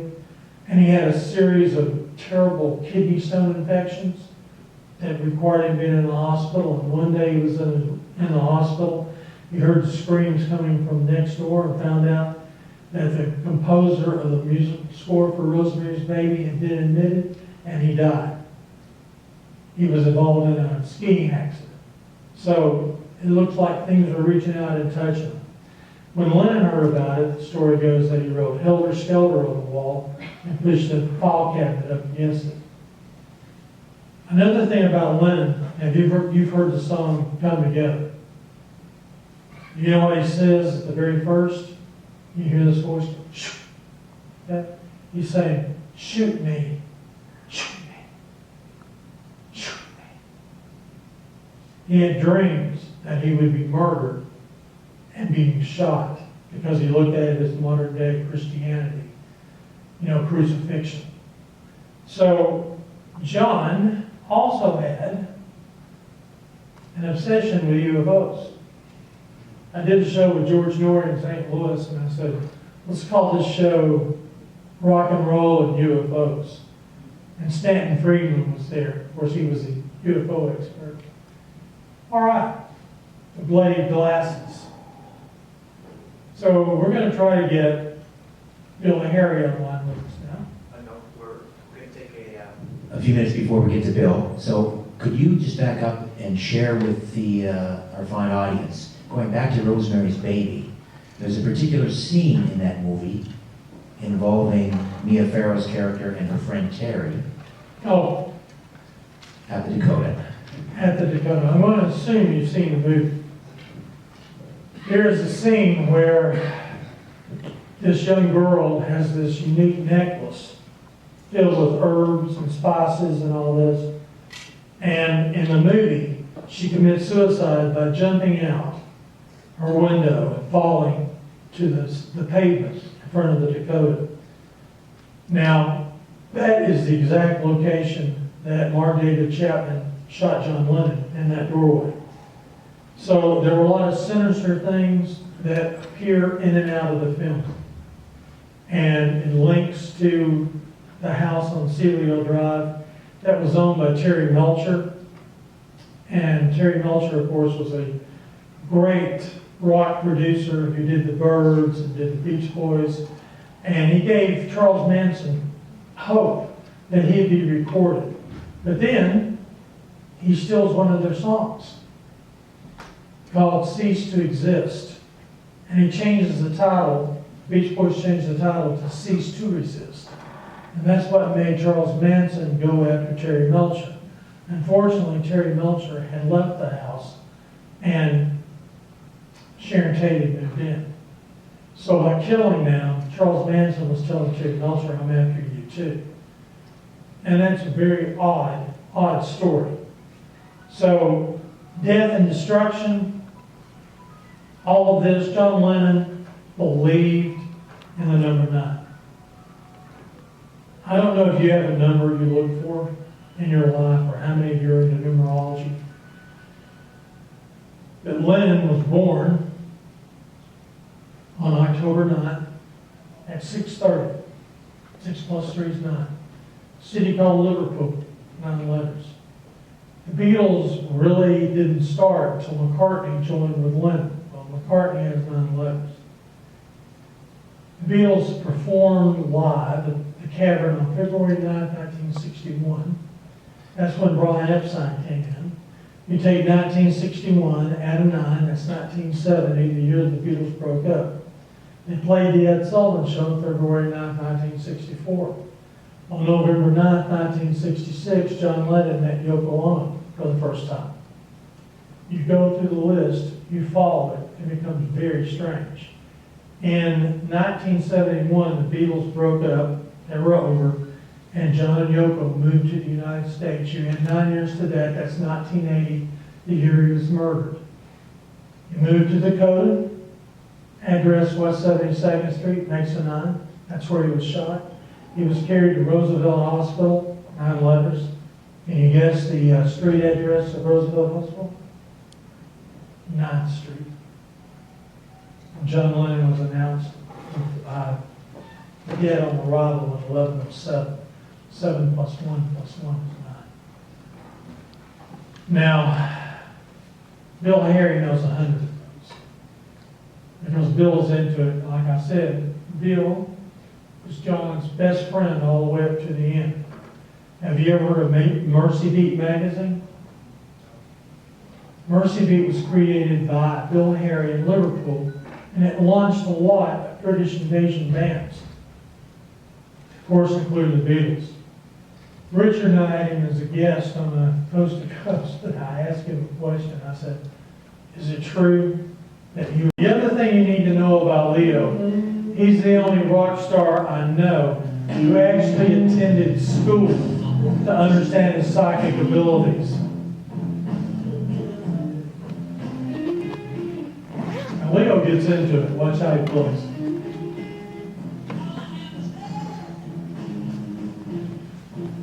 He really plays his bass. But he went to the London Academy of Psychic Studies and learned how to control what was a terrifying gift, giving it by growing up. And he told me, that he saw things that were there and he was afraid he was losing his mind. And his grandmother convinced him that she had the same thing. So he has a book he's working on. I haven't talked to him in a while. But his book was called The Reluctant Psychic. He grew up in a haunted house. So all of this is very interesting. And I'll let him tell you a few stories about Woodstock. Because I don't know if you were there. I wish I was. I could have lied and said, oh, I was there. But he has some interesting stories when they flew him in on the helicopter. I think he was on a helicopter with Jimi Hendrix when they came in. All right, as my evil assistant gets us to the next place. We'll meet Leo Lyons and talk about Woodstock, talk about some of his psychic abilities.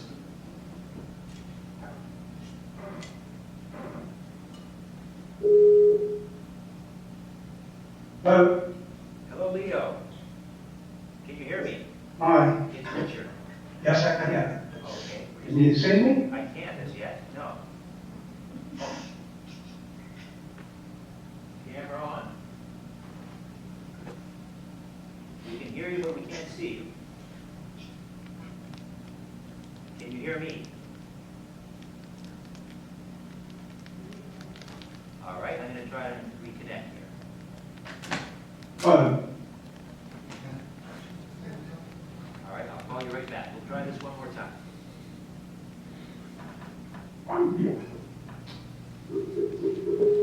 One good thing about Leo, he has an apartment now. Hello. Hi, there we are. Can you see me and hear me?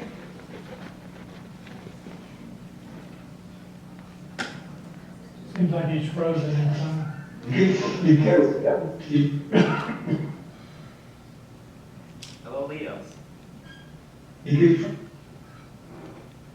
There you are. I can see you now. okay. Yeah, I can hear you. Excellent. Say hi to Gary Patterson and all our friends gathered here at the JJR Auditorium. Hi, everybody.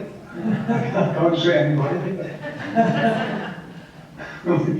I can see some guitars, but maybe they're mine. Leo, I'm going to relay the questions from Gary to you. And if we could get, first of all, some of your memories from Woodstock and flying into Woodstock on helicopter. Did you share that helicopter with Jimi Hendrix? No. Jimmy was on the day after. All right. What can you remember about Woodstock, flying in there? Oh my God. The crowd, I guess, they were type of helicopters that were used in Vietnam, the open door and all that. You see in the movies where they're flying over these things and the guns there, there was no gun there, but the guy was hanging out of the chopper. Pretty much the same. That's a pretty vivid memory. No door. Were you greeted on the ground by Pete Townsend? Do you remember that conversation with Pete Townsend from the Who? Yeah. The audio's not very good. I'll be getting from your end. Yeah, Pete one of the first people I saw was Pete. Pete said, don't eat anything or drink anything from a can that's been opened because everything's spiked with acid. That's what I remember him saying. And I was very hungry. I was flown from St. Louis early that morning. It was pretty horrendous. And So I did it. and a lot of the local farmers and so forth, they were turned into sort of triage units to treat these people that were ODing on acid. Is that not? I'm sure they were. The whole thing was a disaster there, really, because with the rain and the mud, the stage was sliding down the hill. It was quite dangerous. So, although, the artists were pretty lucky, really. We were fairly sheltered from all that. We went out in the middle of the mud bath. It was, I managed to find shelter in the back of a U-Haul truck, so Looking back, that's luxury. And memories of your sets on stage. I mean, many people now, you look at the concert footage, and it's clear to many people, 10 years after, really stole the show. That was a huge sort of coming out party for 10 years after. Yeah, we were very lucky. I mean, it's historical now, I guess. It's almost 50 years ago, which is quite incredible. We were just lucky to be there, you know. And they made a movie on it, and there you go. Talk to me about childhood memories growing up in a haunted house. Well, yeah. What can I say? I grew up in a haunted house. It was pretty awful, pretty horrendous. It left me afraid of the dark, and I guess until I was in my late 20s. And I eventually came to terms with it. What sort of things did you see and experience? Oh my God, well, just about everything. I mean, I think that particular house was haunted by multiple hauntings. Some of them were just images, really, without an identity, and other things were fairly horrible. And one particular thing was what we call the face, a horrendous face that used to appear, seen by several members of my family, although nobody admitted to it until years and years later. As a child growing up, I mean, I was told, don't be silly, just imagining things. But I found out that it was freaking the whole damn family out, which is reassuring at the age of 21 to realise that actually at the age of 15 I thought I was going mad. But yeah, it was just a very, very disturbed house, this particular thing. I remember waking up in the middle of the night and this face appeared on the wall, maybe about 4 feet high, with piercing eyes saying, "Come here, come here." And when I managed to switch the light on in my terror, it was still there. It took a while to fade away. That was the most horrendous thing, and apparently my aunt saw that too. Things crawling on the landing, little dog walking, things trying to pull the sheets off there, that kind of thing. Not nightly, but pretty regular. So much so that, excuse me, this is late over here in the UK. Sorry. Bill Hack should be in bed and should hold the line. But, yeah, so, up until the age of maybe, well, until I got married, I guess. I was in over my head, with just my nose sticking out, breathing for air, and whatever happened, I wasn't going to look. That's how it kind of left me until the age of about 29, well, in my 30s maybe, I decided I had to confront this thing and enrolled at the College of Psychic Studies and learned to control it, or to control my reaction to it. In order to be which involved shut it down, yeah. So, I wanted to ask you about one incident in particular involving a Ouija board. You and some friends decided to make your own Ouija board one evening? Well, when I was at school, I mean, I would say that's the most stupid thing to do. That's like getting in a rubber dinghy and going out in the ocean and trying to go to France. No. It's not about as stupid as that. It's all right once the weather's fine and everything's great. And then you get out to do that. And that's what a lot of people do. It's fun at first, and then all of a sudden you start inviting things in, and like in the dinghy, the weather gets rough and the sharks, move in on you. It contacts people. It depends on the entities, human beings, depends on the lower astral negative entities, suicides, people that are attached to the earth. And they will screw people up if they can. So don't do it, kids, as they say. That particular evening with the Ouija board, was there one particular entity that came through? Well, the one at school, I mean, I had this thing at school. We used to go at lunchtime. We'd go around to a friend's house at school, and I don't know, decided to do it, but we did it. We did it for several weeks until one time this thing was moving around, and whatever it was said, "Oh, I I was murdered, I think, or something like that. And someone said, oh, stop messing about, breathe yourself. And of course, at that particular moment, everything went haywire.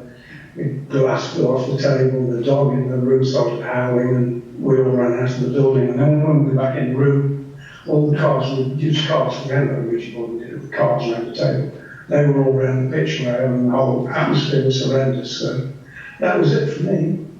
Until one particular time, 20 years later, I was staying in a hotel, a rock and roll hotel in London, and some of the guys at that band called Cochran at the time, they had a Ouija board in the room, and we got into, they were doing it, and I was just watching really, I wasn't part of it, and they said, have you got a message for anyone? And the thing said, yes, for Leo, and they said, what's the message? And the thing was, oh, in 6 months' time you'll be dead, which of course I'm not, but I thought that's enough, I've had enough. Oh, no more than that. I've seen a lot of people like that. I met two girls in California in this hippie period, you know, which is 69, 70.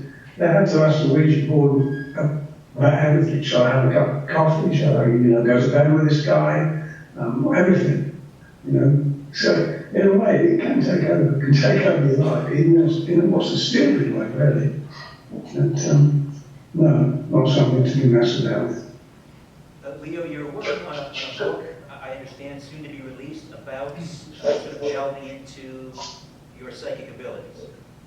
Well, soon to be released is a good question. It should have been released about 20 years ago, I guess, and it's there. I just need to do it. If I was psychic, I could predict the release date. No, I shouldn't do it. I've been under a lot of pressure from my family to release a book. That book and a book about my musical life I need to do. Give us an update, Leo, on your current musical career. What's going on? You're touring.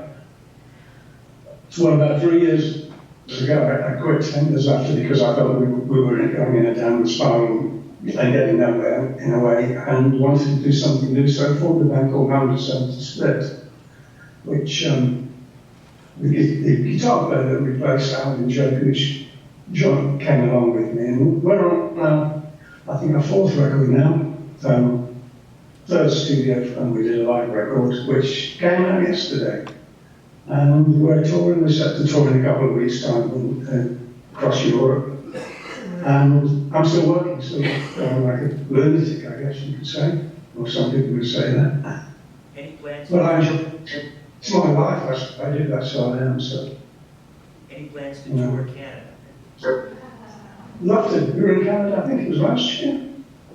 Last year we did Windsor in Canada, the blues festival there. And we'd like to do it again, maybe, yes, it was last year. I had the chance this year to play somewhere, but it was just one show. I mean, it really didn't make sense to come all the way to Canada for one show. But definitely we'd like to. Canada and America. Leo, thank you so much for spending some time with us. Oh, it's a pleasure, yeah, no problem. Leo Lyons. Okay, let's see everybody.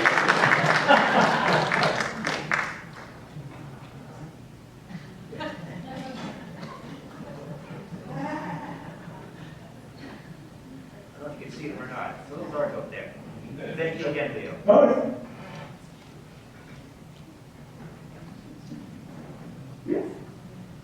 One of the funny Leo stories I have is he was doing a radio show, and he was in the studio, and they interviewed him for an hour. And when they took a break, the DJ said, "Could you pretend to be Alvin and Lee when we come back? Could you change your voice?" And he said no, because they wanted him to pretend to be Alvin. But I'll have to say that Leo Lyons is one of the most kindest, gentlest people I know.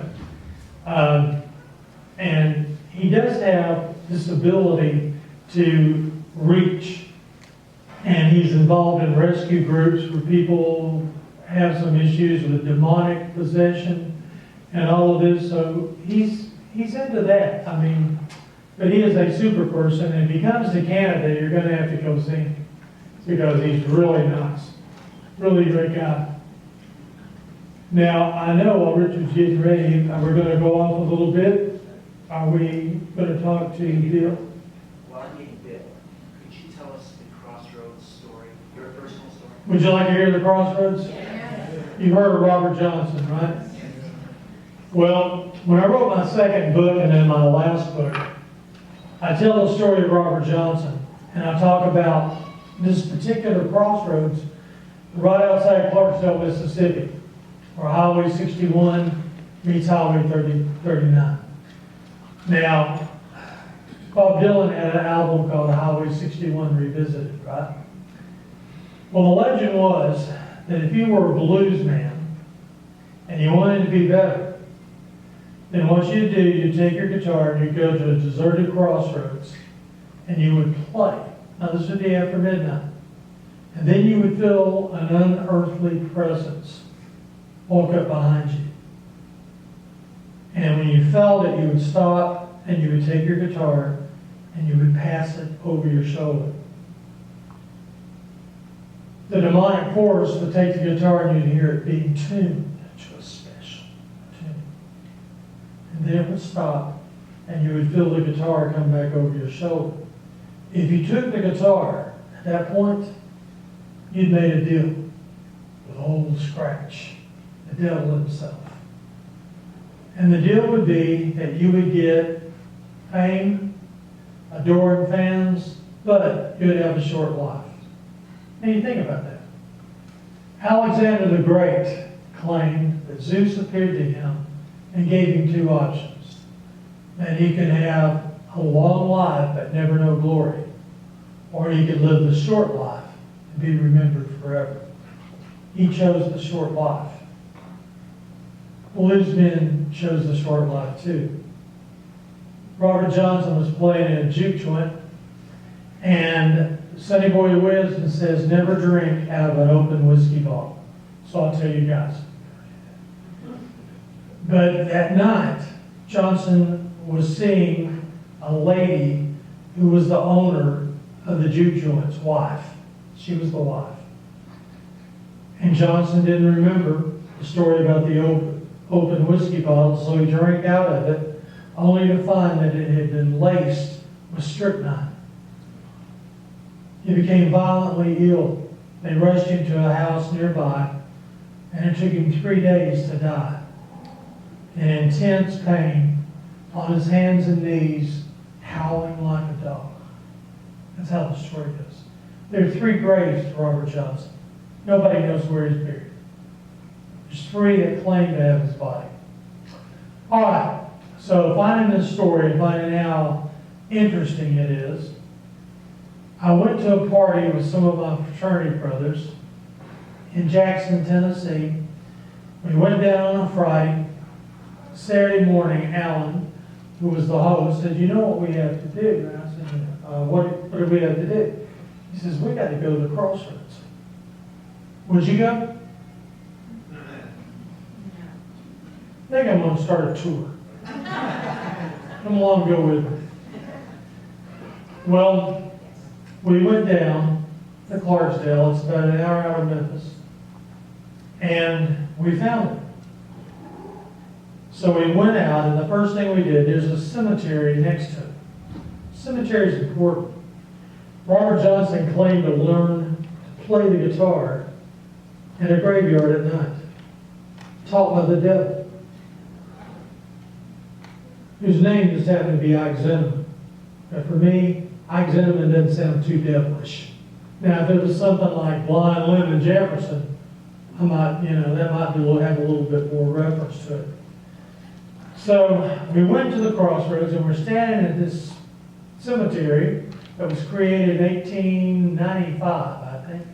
And we're sitting there, and we said, let's take some pictures. So we took about 12 photos, digital cameras, phone cameras, actual film, of all of us standing there with the crossroads over our shoulder. Not one of those pictures came out. None of them. That's kind of spooky. And as we were walking through the crossroads, we were walking through the cemetery, looking at some of the names, trying to see if we could find some great blues artists. And I noticed on one of the graves, the tombstone, there was this huge black snake that had coiled around it. Well, one of the girls who was with us, for some reason, I have no idea to this day, found a long stick and started beating that snake with it. Now, in the American South, in the Delta, in March, you don't have snakes. We'll learn it. So, since she didn't know probably the implications, I said, I don't think I hit that snake. Robert Johnson claimed that the devil taught him to play the guitar. Snakes, devils, they go together pretty good. Leave that snake alone, so she dropped the stick. So, I was doing this half jokingly. So as we're getting into the van to go back, Alan, the guy who created the whole thing about going down there that day, he said, you know what we got to do? I said, no. He said, we got to bring some dirt back. I said, what? And he said, we need to bring some dirt from this crossroads backwards. And I thought, where rock and roll was created. I said, what a cool idea. So here we are in this deserted crossroads, digging dirt out of the middle of it. We had some sandwich bags, so I put my dirt in my bag, he put his dirt in his bag, and we went down and we played the casinos at Tunica, and that dirt must have helped me because I won about $250. And then it's time to go back to Memphis, Saturday night. So we did. The next morning we get up, we leave, say our goodbyes, and on my cell phone I just turned it off. But sometimes I get a lot of messages, I just turned it off. And the girl I went with, she lived in Chattanooga, so we had met in Cookville and took our car. But on our way back, I called my attorney in Nashville, and I said, look, let's have dinner. And I called Leo Lyons, who you met, and Jimmy Oldacre, who was Eric Clapton's drummer from 1974 to 1990. Every time you hear I shot the sheriff, that's him on drums. Funny story about him is we were going to a convenience store, and they had Lay Down Sally on the radio, and Jamie goes up to the girl behind it, and he says, I know you're not going to believe me, but my friend can testify to it. That's me on drums. I said, yeah, that's him. So I met them, and I said, guess what I have in my car? Dirt from the crossroads. And Jamie said, oh, no, don't bring that in here. That's too much mojo. Now, this is serious. Of course, Leo wanted to see it because he loves the blues stories. So I said, okay, I'll just leave it up there. And I found out that Eric Clapton believed that too, because when he was on tour, Muddy Waters was playing with him. And one of the guys in the band took Muddy's guitar and handed it to Clapton. Of course, it was the red Telecaster. And Clapton looked at it and he put his hands back and said, no, that's too much mojo. I'm not worthy. I can't touch that guitar. So they were into the mojo thing. We had dinner. We parted in Cookville. I took my car. She took hers. And then when I got home, I turned my phone on, and it had been blown up with messages. I found out that a few hours after she got home, the girl who had the stick that was beating the snake, she was rushed to the hospital with a brain aneurysm and had to go into emergency surgery. Alan, my friend who helped dig the dirt, massive heart attack 10 minutes after we left. Rushed to ICU. Now the story is better. I looked for my dirt, it wasn't there. I forgot it. I left it in my girlfriend's car, Lynn. She drove back to Chattanooga. Strange things were happening in her house. Her security system was going off like you have an intruder walking through it. The police were coming all night long. She called me and she said, I don't know what it could be, but it's got to be that dirt, because she found it in her car. She went to work the next day on a Monday. While she was at work, she had alarms going off. The police were at her house. And I knew she was terrified. So I told her, I said, I'll tell you what you do. I said, you take that dirt, dump it in the river. Because I thought a little psychology would help, right? So it was a rainy night. Oh, dark and night. So rainy night, she goes out, parks her car, takes the dirt, tosses it off a bridge into the water. That night, there was a flood in Chattanooga. So I'm sitting here thinking, this can't be real. Now I gotta tell you that everybody survived.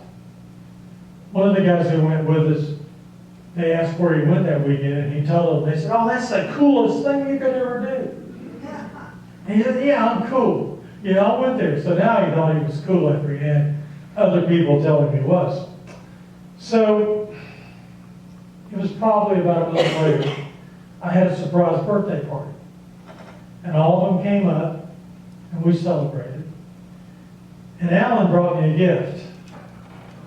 It was wrapped, and you could feel it was glass, and it felt old. And when I unwrapped it, it was an old medicine bottle, about this big, and it had a cork stopper, just like you do in the 1930s.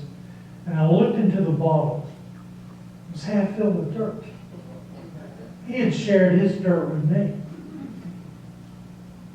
Now, nothing's ever happened to me that I would consider to be bad. I think it's because I have a great respect for Robert Johnson and urban legends. Okay? Now, when I write, I have that bottle of dirt on my desk, and it's to the left of my monitor. And every now and then, if I'm telling a scary story, like a Crowley story, the occult, I might look over at that bottle. As long as it's not glowing, as long as it's not moving, it's okay. I told Richard that how I balanced it out. I was in Rome. I went to the Vatican, went to the bookstore, and a nun sold me this crucifix. So I thought this would be cool. You know, I was in Rome, I was at the Vatican, why not have a crucifix? And the nun said, would you like the Holy Father to bless this? I said, what? She said, would you like the Holy Father to bless this? I found out, of course, the Holy Father was the Pope. And I said, well, you know, if he's in town and he's not busy, I'm sure he's got a lot of things he needs to do. She said, oh, no, we'll be glad to bless him. I said, okay, bless it for me. Here's my hotel. Gave her my room number, hotel. Went out, spent the rest of the day, came in that night, and on my door was a plastic bag from the Vatican bookstore. And there was my crucifix. And it had a ribbon testifying that it had been personally blessed by Pope John Paul II. And I thought, well, that's cool. So when I write, I have the dirt on the left side. And on the right side, I have my personally blessed crucifix. So I feel like they sort of balance it out. When you know these stories, when you tell this thing. While Richard's still working, maybe I can tell you a little story. Are you into the occult and rock and roll? You think that would be interesting? We're going to get it right now. Okay. Bill Harry, founder of Mercy Beat magazine, John Lennon's best friend, and friends with Paul McCartney and the Beatles.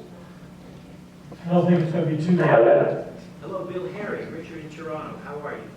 Hello, Richard. Can you hear me okay? I can hear you fine. Hello, Chris. That's fine, yeah. Say hello to Gary and all those gathered here in Toronto at the J.J.R. Macleod Auditorium.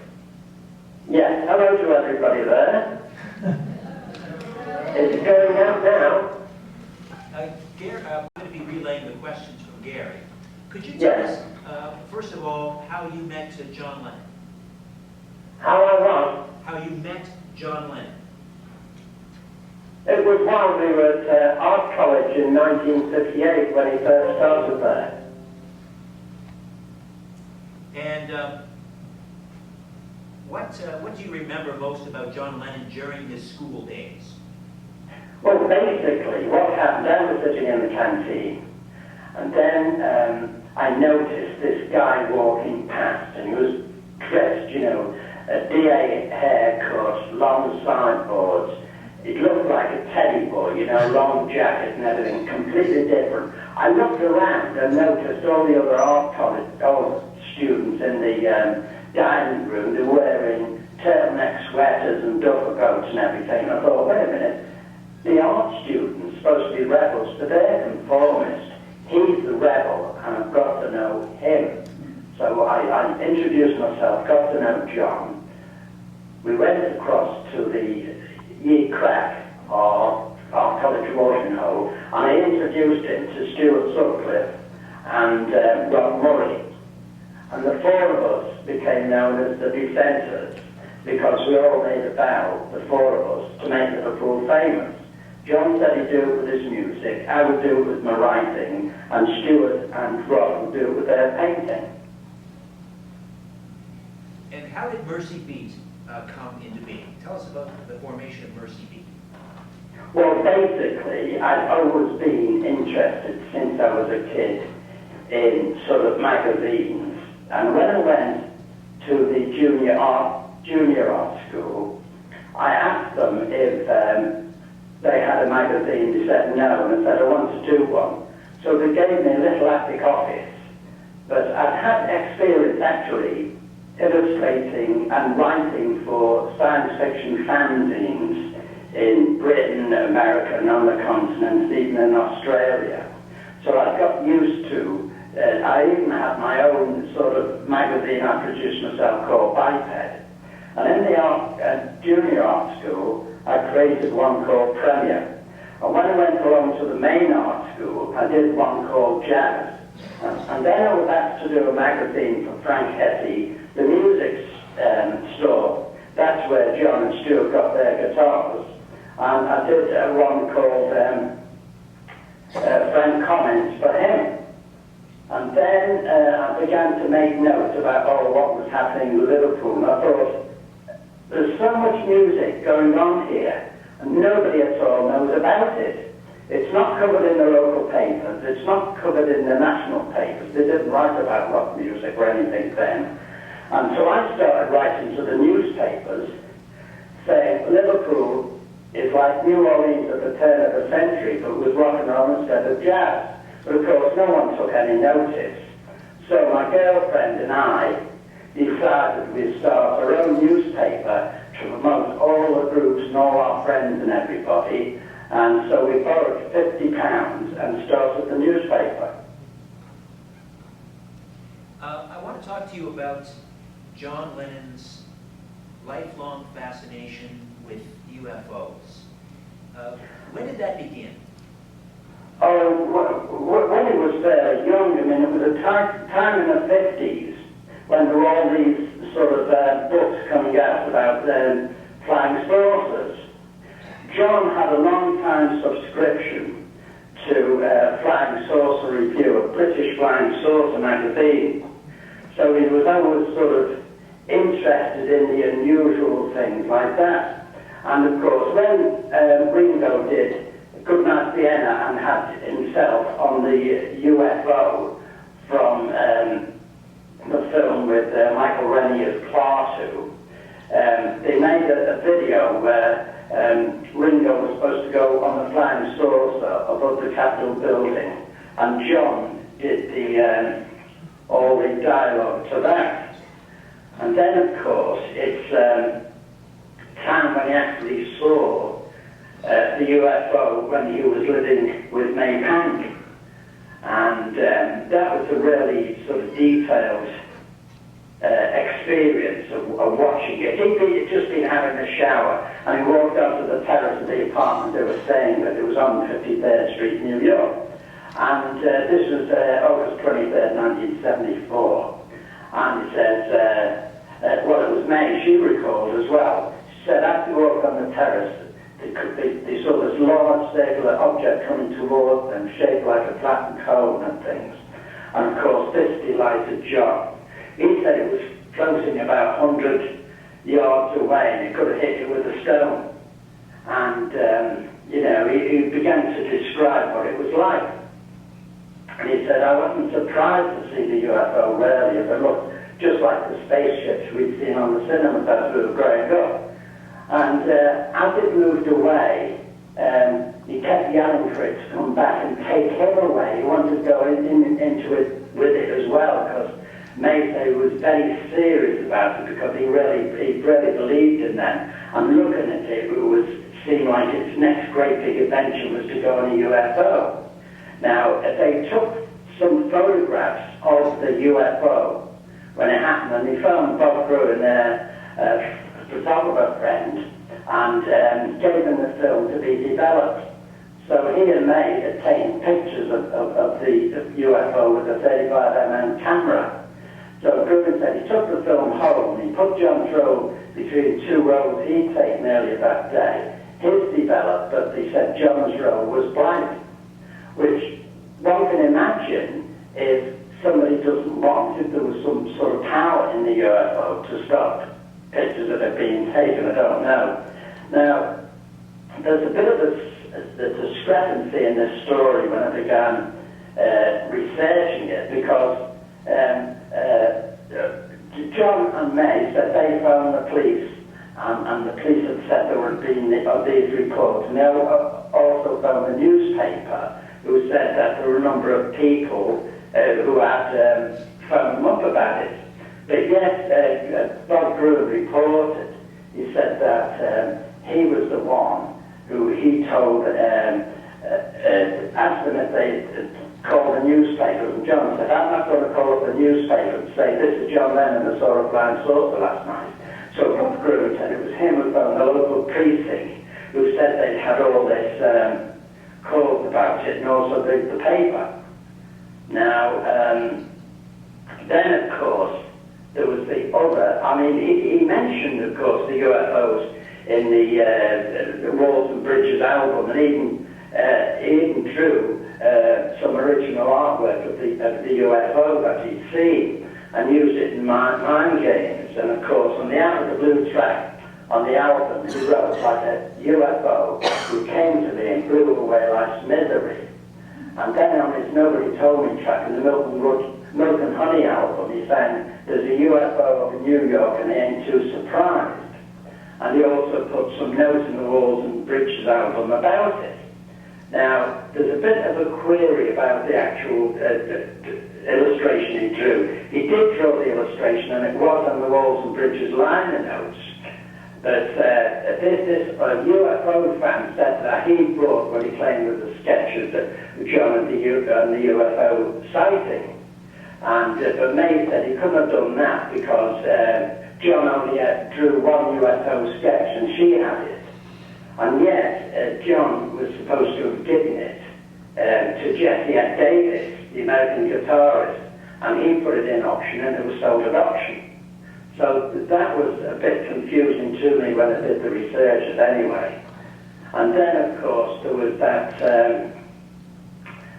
strange one with where he was supposed to have seen being visited by aliens at the Dakota building. Now, this is a story that was told by Yuri Geller. He said John told him of this alien encounter and gave him actual proof of the extraterrestrial visit by giving him a weird egg-like object that the UFO aliens had given to John. Now, he said they were dining together in the restaurant with Yoko in 1974. I think he said it was December 74. And John began to tell him that he believed life existed on other planets and that the aliens had visited us. And Geller said, I not only believe in UFOs, but I've seen them and I've photographed them. So then John got in this big huddle with him to discuss it all and tell him about he said that 6 months previously, he'd been asleep in bed with Yoko at the Dakota apartment, and he's waked by a blazing light around and shining through door, the keyhole, the cracks and everything. It's like somebody had searchlights outside his apartment. He leapt out of bed, but Yoko was still asleep, lying like a stone, he said. Then he pulled the door. When he pulled the door open, there were 4 beings outside. He said they were like little bug-like, big bug eyes and little bug mouths, and they were scuttling at me like roaches.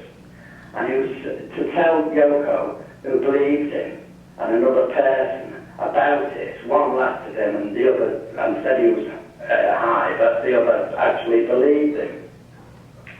Now, John said he was straight that night and he wasn't dreaming or tripping, that these were creatures like people but not like other people in my apartment.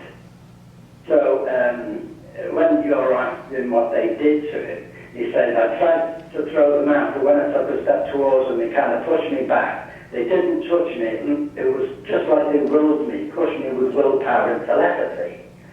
So Geller asked him again what happened next, and John said he couldn't recall. He'd either forgotten or the creatures had blocked it out of his mind.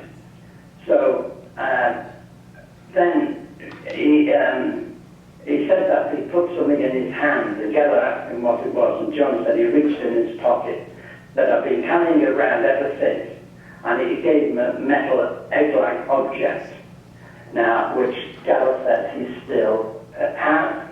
But the whole thing seemed a bit contradictory to me, because at the time that Geller said that he was with John, 6 months previously, he wasn't in the Dakota with Yoko. He was actually living with May at the time. So, and as far as Geller's talk of the egg encounter, which he put on his website and showed this alien egg, there's actually the same sort of egg. It was available for purchase in souvenir shops in the late 60s. It was done by a Danish scientist who created this strange sort of alien-looking egg, you know? So people could have bought this anyway. So there's all these contradictions in that particular story. But I mean, the thing is, it just shows the deep feeling that John had. I mean, as for Geller, he says that his psychic and telekinetic spoon-bending powers came to him as a child from the planet Hoover. So he believes he's got some association with this alien planet. I don't think the planet actually exists. Bill, could you bring us up to date on any new writing projects, any new Beatle encyclopedias in the works?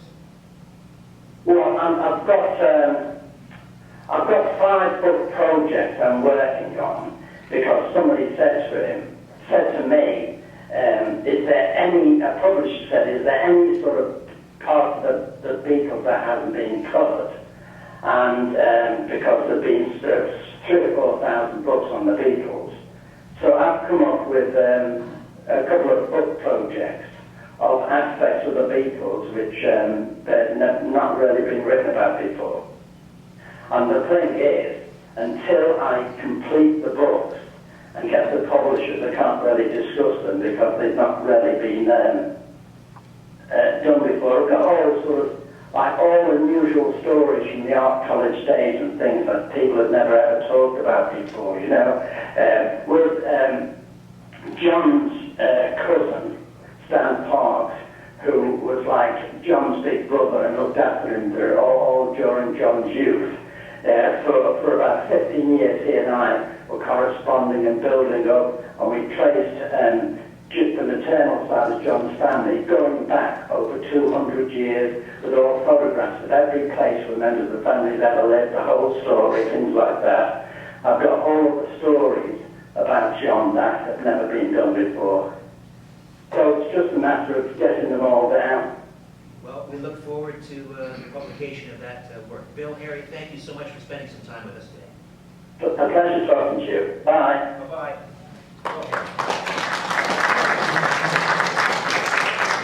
Bill's an interesting guy, and he holds the legacy of the Beatles. I mean, he just really cuts things down if he doesn't like it. I know that there's 2 things I'll tell you about Bill real quickly. The first one has to do with the death of Stu Sutcliffe. Are you familiar with the legend that John and Stu got in a fight and that John kicked Stu in the head and that later Stu died of a brain aneurysm? Have you heard that story? Well, that story is coming out right now. And I think a lot of it has to do with Stu's sister, Pauline. But Bill says it's not true at all, and it goes through all the articles. I know that Paul McCartney had a fight with Stu also, but his brain aneurysm had nothing to do with fighting with him. But that's one of the new rumors that has come out.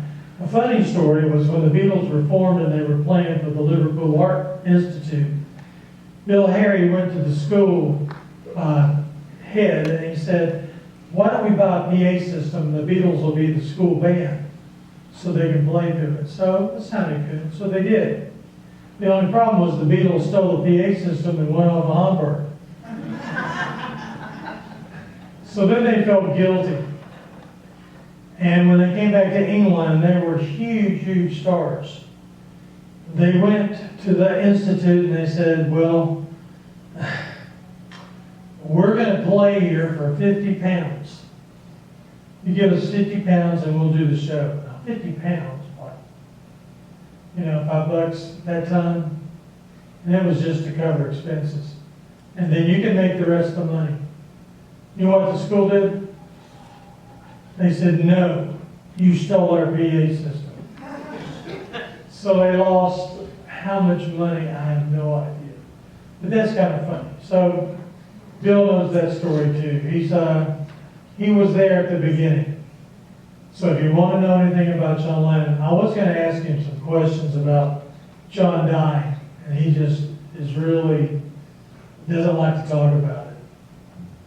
But I know that John Lennon had called him shortly before his death and said that he was moving back to England. So for whatever reason he didn't, we don't know. But Bill is a big, big fan of the number 9. He could go on for an hour about 9s and birth certificates and everything else with him. Gary, why don't we spend a few moments talking about the infamous 27 Club, and then we're going to open it up for questions and comments. All right, good. All right, when I wrote my second book, I was amazed at how many rock stars died young. And actually, I was only going to write about Brian Jones, Jimi Hendrix, Janis Joplin. Those are the ones I had in mind. And then I noticed they were all 27. So then I said, well, how many rock stars died at the age of 27? And I didn't write about a lot of rock stars who played bands who died at 27. I mean, I can go through a whole list of those. I wanted to look for maybe major rock icons. So I did. Robert Johnson, who died at 27. That's where I started. Brian Jones of the Rolling Stones died at 27. Janis Joplin died at 27. Jimi Hendrix died at 27. 2 weeks later, I think I remember Janis Joplin writing, well, I'm glad he didn't die today, or he'd have got all the credit. Well, you know, if I died, which is odd. And then Jim Morrison, which is another great story, died at 27. He had been in Miami on his obscenity charge. And when they went to drink, Jim looked at him and said, you know, you're drinking with number 3. And he was right. He died next at 27. Kurt Cobain died at 27. Pete Ham from Badfinger died at 27. Wandell from Canned Heat died at 27. Pigpen from the Grateful Dead died at 27. When you have Kurt Cobain died at 27, that was odd. I remember I was driving to Florida, and all it was my cell phone started blowing up with text messages letting me know that Amy Winehouse had died at 27.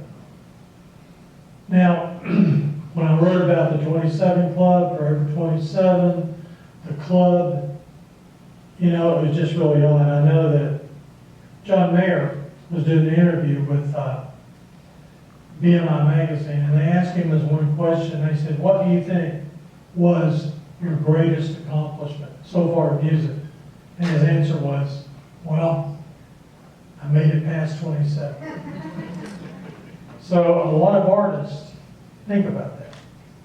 So if you're a rock star, I wouldn't go out in a Beechcraft Bonanza airplane. I wouldn't take my electric guitar and play it in the bathtub. And I would probably just order pizza and wait till I was 28. Stay away from it. But to me, the year 2016, how many artists have we lost in this one year?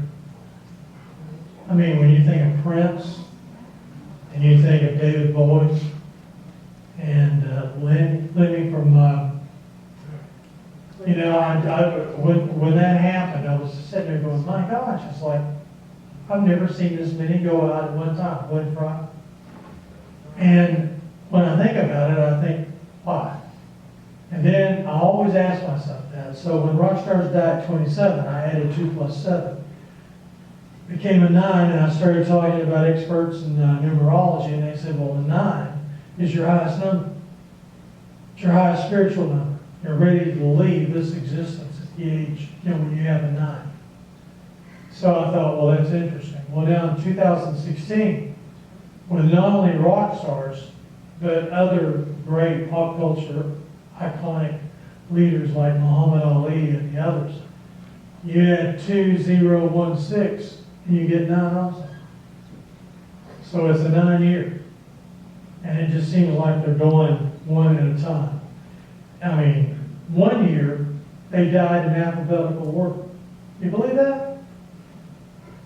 And I was doing Coast to Coast, and it started with Gene Pitney, and then one of the Pointer Sisters, so P.I., P.O., Billy Preston, P.R., in perfect alphabetical order. How polite. And I thought that was odd.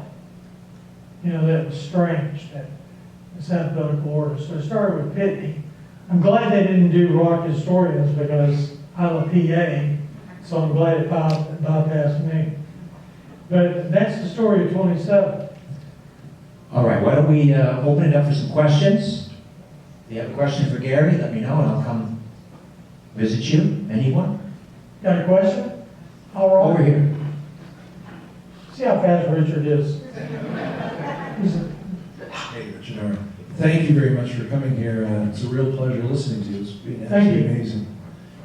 You alluded to Alister Crowley. Can I also include Jimmy Savile and maybe Cliff Richard and Mick Jagger and, you know, the things with Alister Crowley and all the time, Jimmy Savile, you know, the top of the pops in England, you know, this kind of thing. What is the spiritual context that you alluded to earlier? The Crowley connection. The Crowley connection in England started in the mid-60s. And of course, Crowley was, if you'll look on the Sgt. Pepper cover, he's on the top left, second from the top, I believe. He was considered a magician.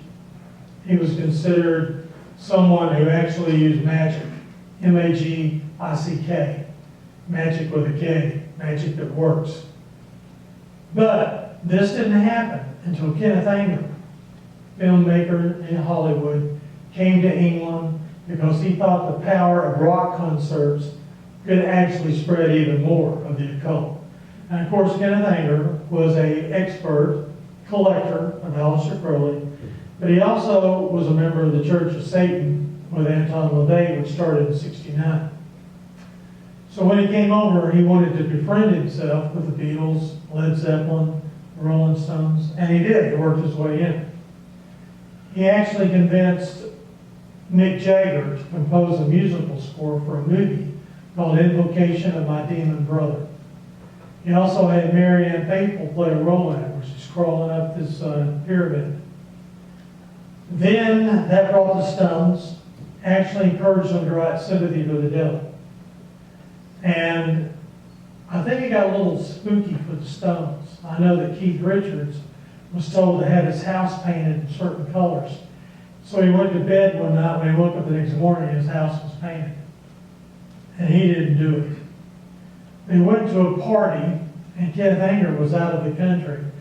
But 3 of the stones who went swore that they saw Kenneth Anger at the party, that he was able to materialize and do this. Well, they got their interest. But at the end, especially after Altamont, when the Rolling Stones recorded the murder of Meredith Hunter by the Hells Angels, they were a little afraid of what Kenneth Anger was bringing them into. And they noticed that when Mick Jagger married, he had this great big cross around his neck and threw out his books.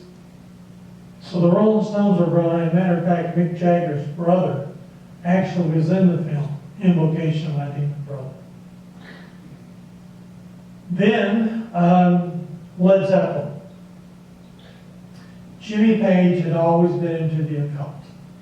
He had a bookstore called The Equinox. He collected all types of Alister Crowley memorabilia. Daggers, ceremonial robes, paintings, annotated books by Crowley, and he became obsessed with it. And one day, the ultimate Crowley delectable became available, and that was Boleskine House, the house that Crowley lived in northern England and Scotland, that he had cast a number of spells. So there was a bid. Kenneth Anger wanted it. Jimmy Page had too much money. He buys it. He decorates it on the inside, just as Crowley would. The only problem was Jimmy Page never spent the night in that house. Well, let's find out why. It was built in the medieval period on the location where a church had been burned to the ground with its entire congregation trapped inside. Number 2, the long history of what happened to the owners. Madness, murder, suicides. One man was writing out a grocery list and took a cleaver and cut his own hand off. Another man went looking for his family to kill them, and they locked themselves in a closet to save themselves from it. And then there's the story of Lord Lamont, who was a Jacobite in the War with England. He was a little man with no neck. And he was caught as a traitor and was sentenced to be beheaded. Now, he lived in that area where Boleskine was. He asked the king if he didn't mind, could they hang him instead? Because he knows a lot of times with an axe they missed over and over. And the king said, no, you're going to be beheaded. So on that day, the executioner comes down with one blow and cuts off Lord Lamont's head. Matter of fact, when you go to London, go to the Tower of London, White Tower, you can see the actual axe and the block that was used in his execution. He was the last person beheaded in England. People claim they hear the head roll down the stairs at night. Now, Jimmy Page isn't going to talk about it. However, Malcolm Dent would, well, he would. He's dead now. He was one of Jimmy Page's friends from school, and he's the caretaker of the house. And he says he spent one night in the house, and when he was in the room, he heard something scratching at his door, like a small dog. Then it started scratching louder, and then there was the pounding, and he turned on the light, and he said, oh my God, don't let it get in. And it lasted for about 30 minutes. Malcolm got to be on the wrong side of Jimmy Page when he started taking people on tours of the Boleskine House. Jimmy didn't like that. But that's Page's involvement in the occult. A lot of artists today, even Bowie never was really a major follower of Crowley, but he appreciated the idea of magic. I know that while Bowie was living in California, he rented a house, and there was something today in Hollywood, there's something that stains the line. Something evil. So that's David Bowie and his involvement with Crowley and the teachings. Now there's many other stories. Many other artists have been touched by it. But don't you think it goes back to the Robert Johnson thing? Making a deal. And when Led Zeppelin came out, remember this, 1969, that first album came out, nobody knew who they were. Jimmy Page was a sessions guitar player, but no one had ever heard of Robert Plant and John Bonham. John Paul Jones was known for his session work. So how does a group of 4 guys that nobody's ever heard of, how do they knock the Beatles out #1 on the chart? And then again, isn't it mysterious that Jimmy Page and Robert Plant have an album called Walking in the Clarksdale? Any other questions? Over here. All right, I love questions. Let me get a microphone for you. It's not related to music, but I just wondered with Buddy Holly, whenever you see his name up here, it's spelled Holly, but on his tombstone, it was spelled with an E, E-Y. Have you been there? No. Well, what happened when they put the first Buddy Holly single out? The record company misspelled his name. They left the E out. So he decided, we'll just keep it that way. And on his tombstone, it's the original Holly spelling. You can do that. But it was a record company mistake, and that's why the name was changed, and he went with it and made it his professional name. Good question. Hi, thank you. Thanks for an excellent presentation, by the way. Oh, thank you. Okay, and I'm going to stretch your imagination to Elvis, if I may. Okay. There's many theories out there as to whether he's still alive or whether he's not. I'm wondering if you would be so generous as to expound upon what your thoughts might be. All right, now you're talking about who? Elvis. I've often found that the idea that artists are still alive is kind of interesting. I think it's very hard to cover up that long, the idea with fame. The funniest thing for me is I get all kinds of messages about, let's check into this. And probably the biggest one was Jim Morrison. And at first, 10 years ago, it might be believable. And I know that Morrison had a very high IQ, over 150, and that if anybody could have pulled off a fake, it would be it. I know that other rock stars, when they die and they disappear, then people say, well, this guy's too much. So the psychology behind it is, why can't we let it go? When we get in the car and we turn on our radio, we hear them, just like they were at 27, just like they were at 20. And we're filled with this idea that the music is so great. What do we have if they're gone? To me, the greatest thing is to lose the music, to make sure it never existed. Now, I've had funny stories where I've tracked down things. I got a call from coast to coast. Gary, Jim Morrison's alive and he's living in Oregon. I go, what? Yeah, guy wants to talk to you. Call him up. So here I go, I'll make a call. And I'm saying, Jim Morrison is living in Oregon? Oh, yeah. Why didn't he go to his mom and dad's funeral? Well, he just wants to stay hidden. And I said, so you go out from coast to coast with millions of listeners and tell him he's living in Oregon when he wants to be left alone. So, I mean, I hear this. And I'm always looking for new material, things to write about. I mean, you can go back and find famous writers, whether it was Rimbaud or some of the others, that people are convinced escaped death for a while and aren't buried at Père Lachaise. I've been there. Every time I go to Paris, I go check on Jim, make sure he's all right. He is. Funny thing is, I see what people leave on his grave. Snickers candy bars still must be good.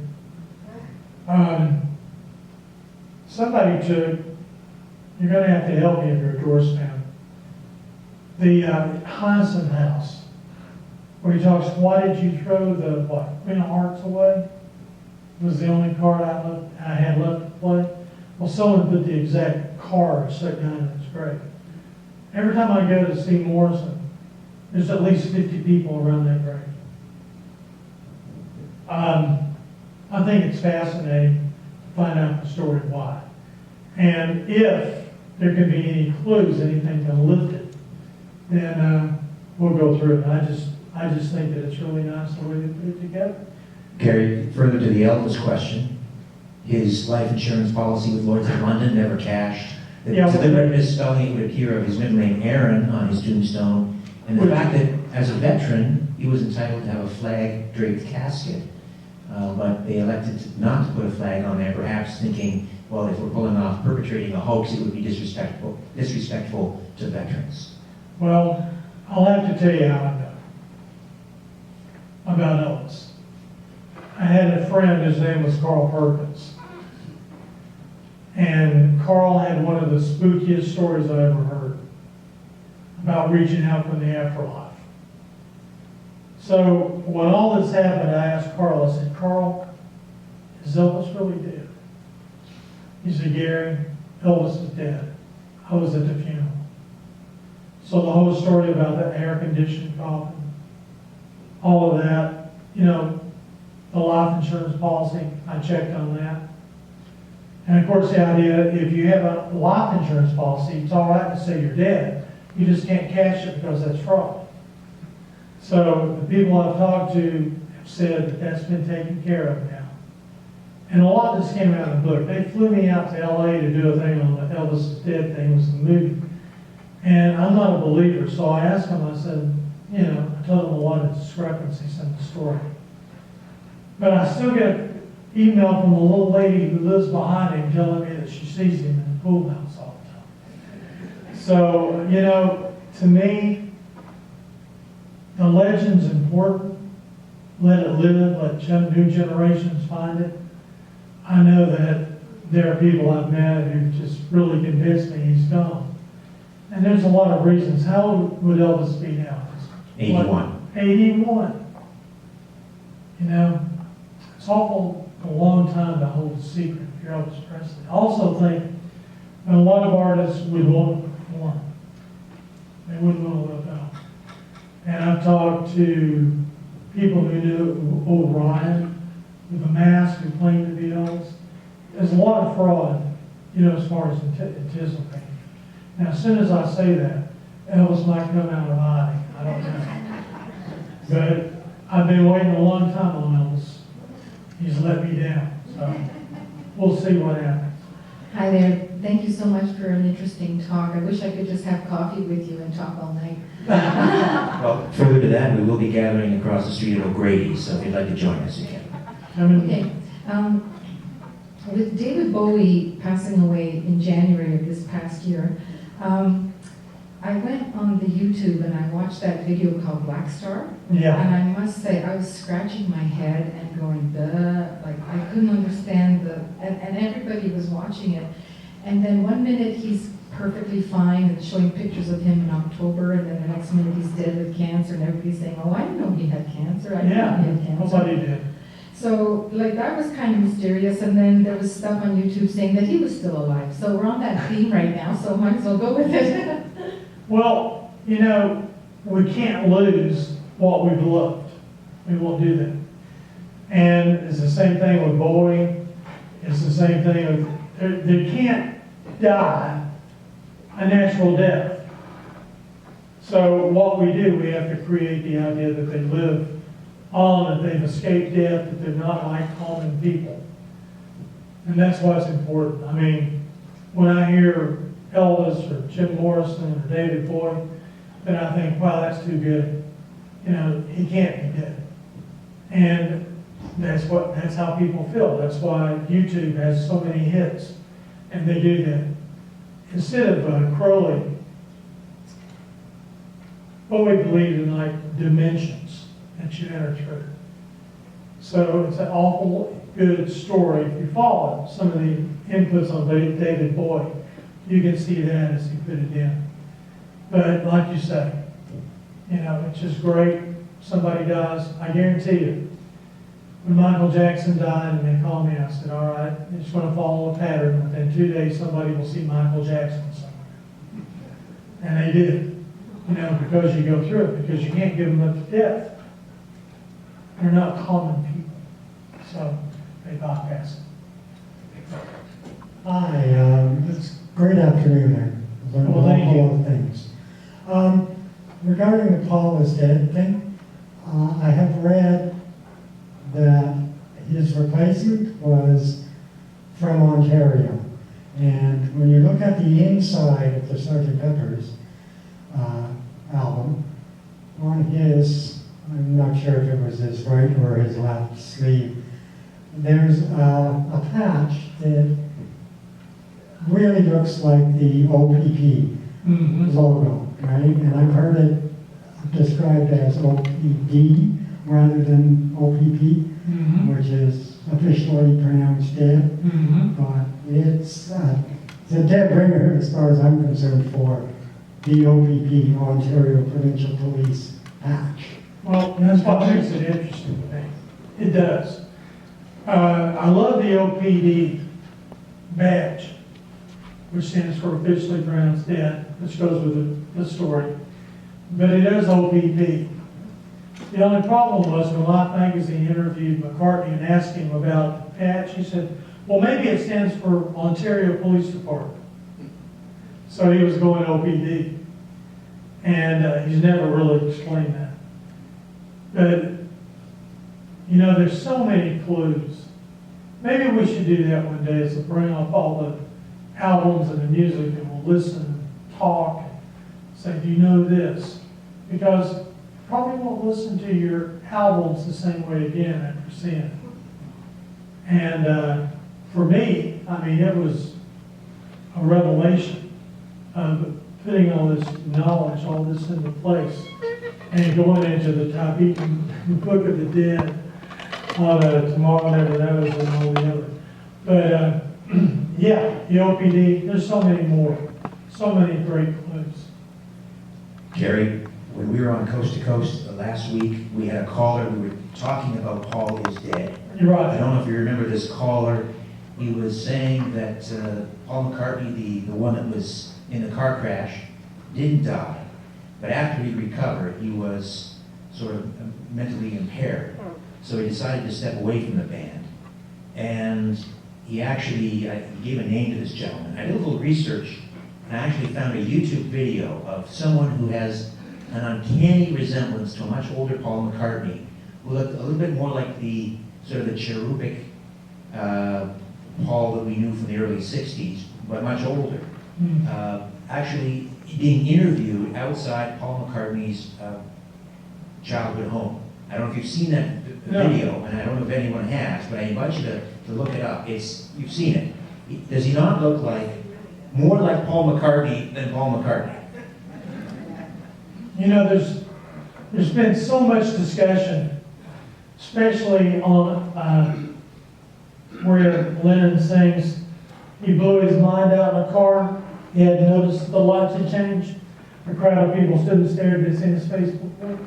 And then if you listen, it says nobody was really sure if he was from the house. And of course, we know it's supposed to be the last word is Lord's. But actually what he says is nobody was really sure if he was from the house. So then he goes in falsetto and it sounds like, Paul. And the idea that one of the groups that was trying to say Paul is dead, they did a face graft of Tara Brown, who actually was a friend of the Beatles, and he was an heir to Guinness, and he was actually killed in a car crash in a Lotus. So they did his face, and his face seemed to match McCartney's. And then they did one with Doris Day and someone else. And the problem is, when you're solving one of these great mysteries, you can't match. You got to have all these people who don't match. And Tara Brown looked like him, the way they did the face. I've seen a lot of that, but I'll be looking for that interview. That would be good. Yeah, just around the corner on Spadina is the El Macambo, and that's where, I think it was 77, where the Rolling Stones were doing their concert, and Pierre Elliott Trudeau, our esteemed former Prime Minister of Canada, his wife, Margaret Trudeau, was, I don't know, dancing the night macabre with the Wombo, or whatever the scenario was, but they went down to Harbor Castle Hilton, and that's where they stayed. Do you think anything happened that night? I have no idea. Something may very well. Hi, thanks for coming out tonight. I'm fascinated by the topic 27 Club. Right. And you spoke about Buddy Holly's plane crash and some of the details being suspect and perhaps the official story is not quite right. Is there another example from the 27 Club that you can give where the official story of the death is kind of strange? Kurt Cobain? Yeah, Kurt Cobain. Do you agree with that? I agree with that. What about Jim Morrison? Do you think that that official story was strange? That's a real interesting story. I'm lucky enough that I know some of the people inside the family, the Morrison family now. And the idea that when he died, no one in the family saw the body. That he was very, very quickly. Maybe it had to do with his passport. And I think when they sent the Doors manager over, Bill Siddons, and Ray Manzarek tells him, Bill, be sure. And when he gets there, he finds a coffin that has the lid screwed into place, that no one saw the body. And then he's buried at Perilous Chateau with about 4 people around him. And when Danny Silverman wrote his book, No One Here Gets Out Alive, he finds out that Jim's girlfriend, who he'd been with forever, Pamela Corson, tells him that, well, if Jim were alive, he would call me, which is kind of odd to say. And then she dies very quickly after that from a drug overdose. And if you listen to L.A. Woman, it talks about a little girl in a Hollywood bungalow. It has that. So, you know, the Corson family and Morrison family are fighting about who owns the royalties to the songs. And they split them now. And Kurt Cobain, I don't know how you can shoot yourself in the mouth with a shotgun and not leave fingerprints on the gun. I mean, you can't shoot yourself, then wipe it down and lie down and die. Or if you give yourself a massive drug overdose that's going to kill you in seconds, why have to go ahead and use a shotgun then? And people have come forward saying that they've been offered money, that they were offered over $100,000 to kill Kurt Cobain. And then you got to ask yourself the big question. Courtney Love. If she died a widow, she would inherit all his royalties forever. If she were divorced from him, she would maybe get a couple $100,000 and that's it. So to have royalties forever seems like a pretty good opportunity if someone's going to divorce you to have them commit suicide for you. But I'm always amazed with this, and I've talked to people who are detectives and they're still involved trying to find out what happened to Kurt Cobain. So, was it a divorce? Was it because she's had to protect her income? I don't know. I just want to know, how can a guy shoot himself in the mouth with a shotgun and not leave any fingerprints on the gun? I mean, to me, that's a story. The other story they don't talk about is when Kurt Cobain died, someone had his credit card and they were making charges all over Seattle for a couple of days until his body was found, and then all at once people stopped using the credit card. I mean, I know after shooting yourself, you wipe the fingerprints off your gun. You might want to get a hamburger or something, so you take the credit card out and do it. But, you know, the thing that gets me is, why do they not investigate those deaths? When Jimi Hendrix died, they had enough alcohol in his lungs to drown him. But the toxicology was that it wasn't in his bloodstream. It was like a beer. So why did Jimi Hendrix's death be below he overdosed on sleeping pills and he drowned in his own vomit? I have no doubt in my mind that's not true. That can't be what happened. Brian Jones, how did a guy who had asthma so bad, how could in 3 minutes his body be at the bottom of a swimming pool? Because when your lungs can't take in oxygen, it won't be able to take in water.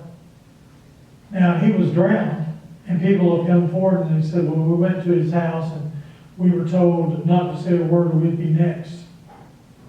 Well, will the police get the information like they did with Jimi Hendrix and Brian Jones? The police say, well, there's nobody to charge, they're all dead. But you know, the memory goes on. Brian Jones, when he died, he was not allowed to be buried with his family in a churchyard because his death was suspect, committed suicide. So he was buried in a public cemetery. So we have all this. And that's where the tragedy lies, because history needs to tell the true story. You agree? So the police should do that. Yes, sir. Getting back to the idea of, the whole thing of, I forgot my question. That's all right. While you're thinking about that, further to Jim Morrison. Yeah. You introduced me to Jim's brother-in-law, former brother-in-law, Alan Graham. You know Alan. I do. Alan has an interesting point that's been made, and of course Jim was found in the bathtub. 99.9999999% of us, when we get into a bathtub, our feet are up next to the taps. True or false? Jim Morrison was found with his head against the taps. I mean, who gets into a bathtub that way? Do you find that odd? I find it very odd. His head and his back were against the faucets. And no one I know would get in the bathtub and put their back against the faucets in their head. Now, the story is that Jim died at the Rock Circus and that he died of an overdose there. But the men who sold him the heroin said, no, he's just sleeping, we're going to walk him off. And they walked him back to the hotel, and they're the ones that put him in the bathtub. Now, if they did that, it changes all of Hannah Corson's story, where she woke up and found him in the bathtub. She wasn't there then. So, to me, that's what I mean, I want to know what happened, and I want to take a look at the evidence on both sides. Getting back to the crossroads thing, the idea of invoking dark forces either through the music or for the purpose of making music. I'm wondering, what do you have to say about the prominence of the occult or dark influence on modern music and how it is in contemporary scene?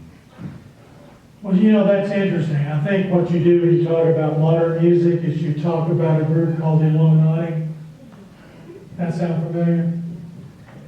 I mean, these guys started in 1776, so they actually started at the same time the first American Revolution. And then, of course, in 1789, they were responsible for the French Revolution. And it always goes to this idea of the devil's sacrifice, where you have a band, and one of them is chosen to die. So the band increases its power, like the Illuminati. In the 1970s, there was a story that record executives actually placed demons in vinyl, so that when the person heard it, they would become possessed. So you had an organization that could take and create power like that. So we take a look at today's symbols. You see more symbols of Illuminati, certain symbols they make with their hand, certain artists that claim to be members. You didn't hear that much in the 60s about it. You heard the idea of them sacrificing people. Oh, the Rolling Stones, Brian Jones. The Who, Keith Moon. You know, the Beatles, Paul McCartney, Paul's dead. So you have that. Are there dark forces? There are people who claim the Illuminati controls the music industry, that they all have been brought in, given secret signs, but they do sacrifices to maintain their power. And, I mean, you can go through a list of artists who are claimed to be in the Illuminati. So today, the occult plays a role. I don't think it played as big a role as it did in the early 1980s. When Dan Rather goes on television and he says, if you listen to certain records backwards, you'll hear satanic messages. Well, you know that's going to get everybody's attention. So I remember taking Stairway to Heaven, playing it backwards. Have you done that? I played my parents' Montalbani albums backwards, and all I got were veal recipes. See? Exactly. Now, some of the stuff's supposed to play backwards. You got to remember, it's just backward track. So when John Lennon sings, when the rain comes, they run and nod their heads. All he does is say that, and they reverse the tape. But the satanic side, according to the experts, has to do with phonetic reversal. Which means if you want to say, glory, the Lord is my sweet Satan, you say it, reverse it, and then you come up with some nonsensical phrase that you put on the album so that when it's reversed, you hear the phonetic reversal. So, Stairway to Heaven. If there's a bustle in your hedgerow, don't be alarmed.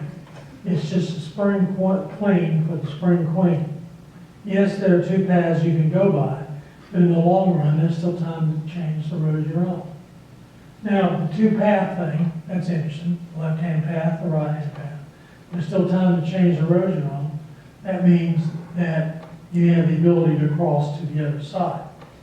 But when you play it backwards, glory, let's see, glory, the Lord is my sweet Satan. And this is the line that gets me the next one. The one will be the sad one who makes me sad, whose power is Satan. Then he will give you 666. So follow him with worship, bring me yourself, my sad Satan. And every time when it sings, and it makes me wonder, it's I will live because I'll live with Satan. Now, did they do that? Led Zeppelin 4 with the four symbols, with the two outer symbols protecting the two inner symbols. The outer symbols are the ones who are more to the occult, like Jimmy Page, Robert Plant, and the other two were being protected by the power symbols. When they recorded that album, they did it in Headley Grange. It used to be an old Victorian workhouse where a lot of people died suffering. So Jimmy Page had the guitar part. He really didn't steal it from spirit. You know, it's not Taurus. But he played it. And Robert Plant started coming up with all these ideas for lyrics. He said, I don't know what it is, but these lyrics just came to me. I wrote them down as fast as I could. So they didn't say it was anything they put in to be backwards. It was just lyrics. So they did not. But Jimmy Page said that when they went to Headley Grange, they looked up the stairs, and at the stairs he saw an apparition, a spirit. The sheets were always wet. So that's why Led Zeppelin 4 becomes a dark album. Now I got to tell you, when I listen to Battle of Evermore, it kind of takes me to a place. I don't know. I hear it. It's just like something that just, I don't know. But I love the song, and let's see, who is it? Sandy Denny? She did the vocal? Used to be in Stone the Crows. She said it was the most unnerving thing she ever did, that it was like something out of this world. The presence was with them when they recorded it. And then she fell down a flight of stairs and died after that. So there's a lot of symbolism with it. I think Jimmy Page is still in it. Leo says his wife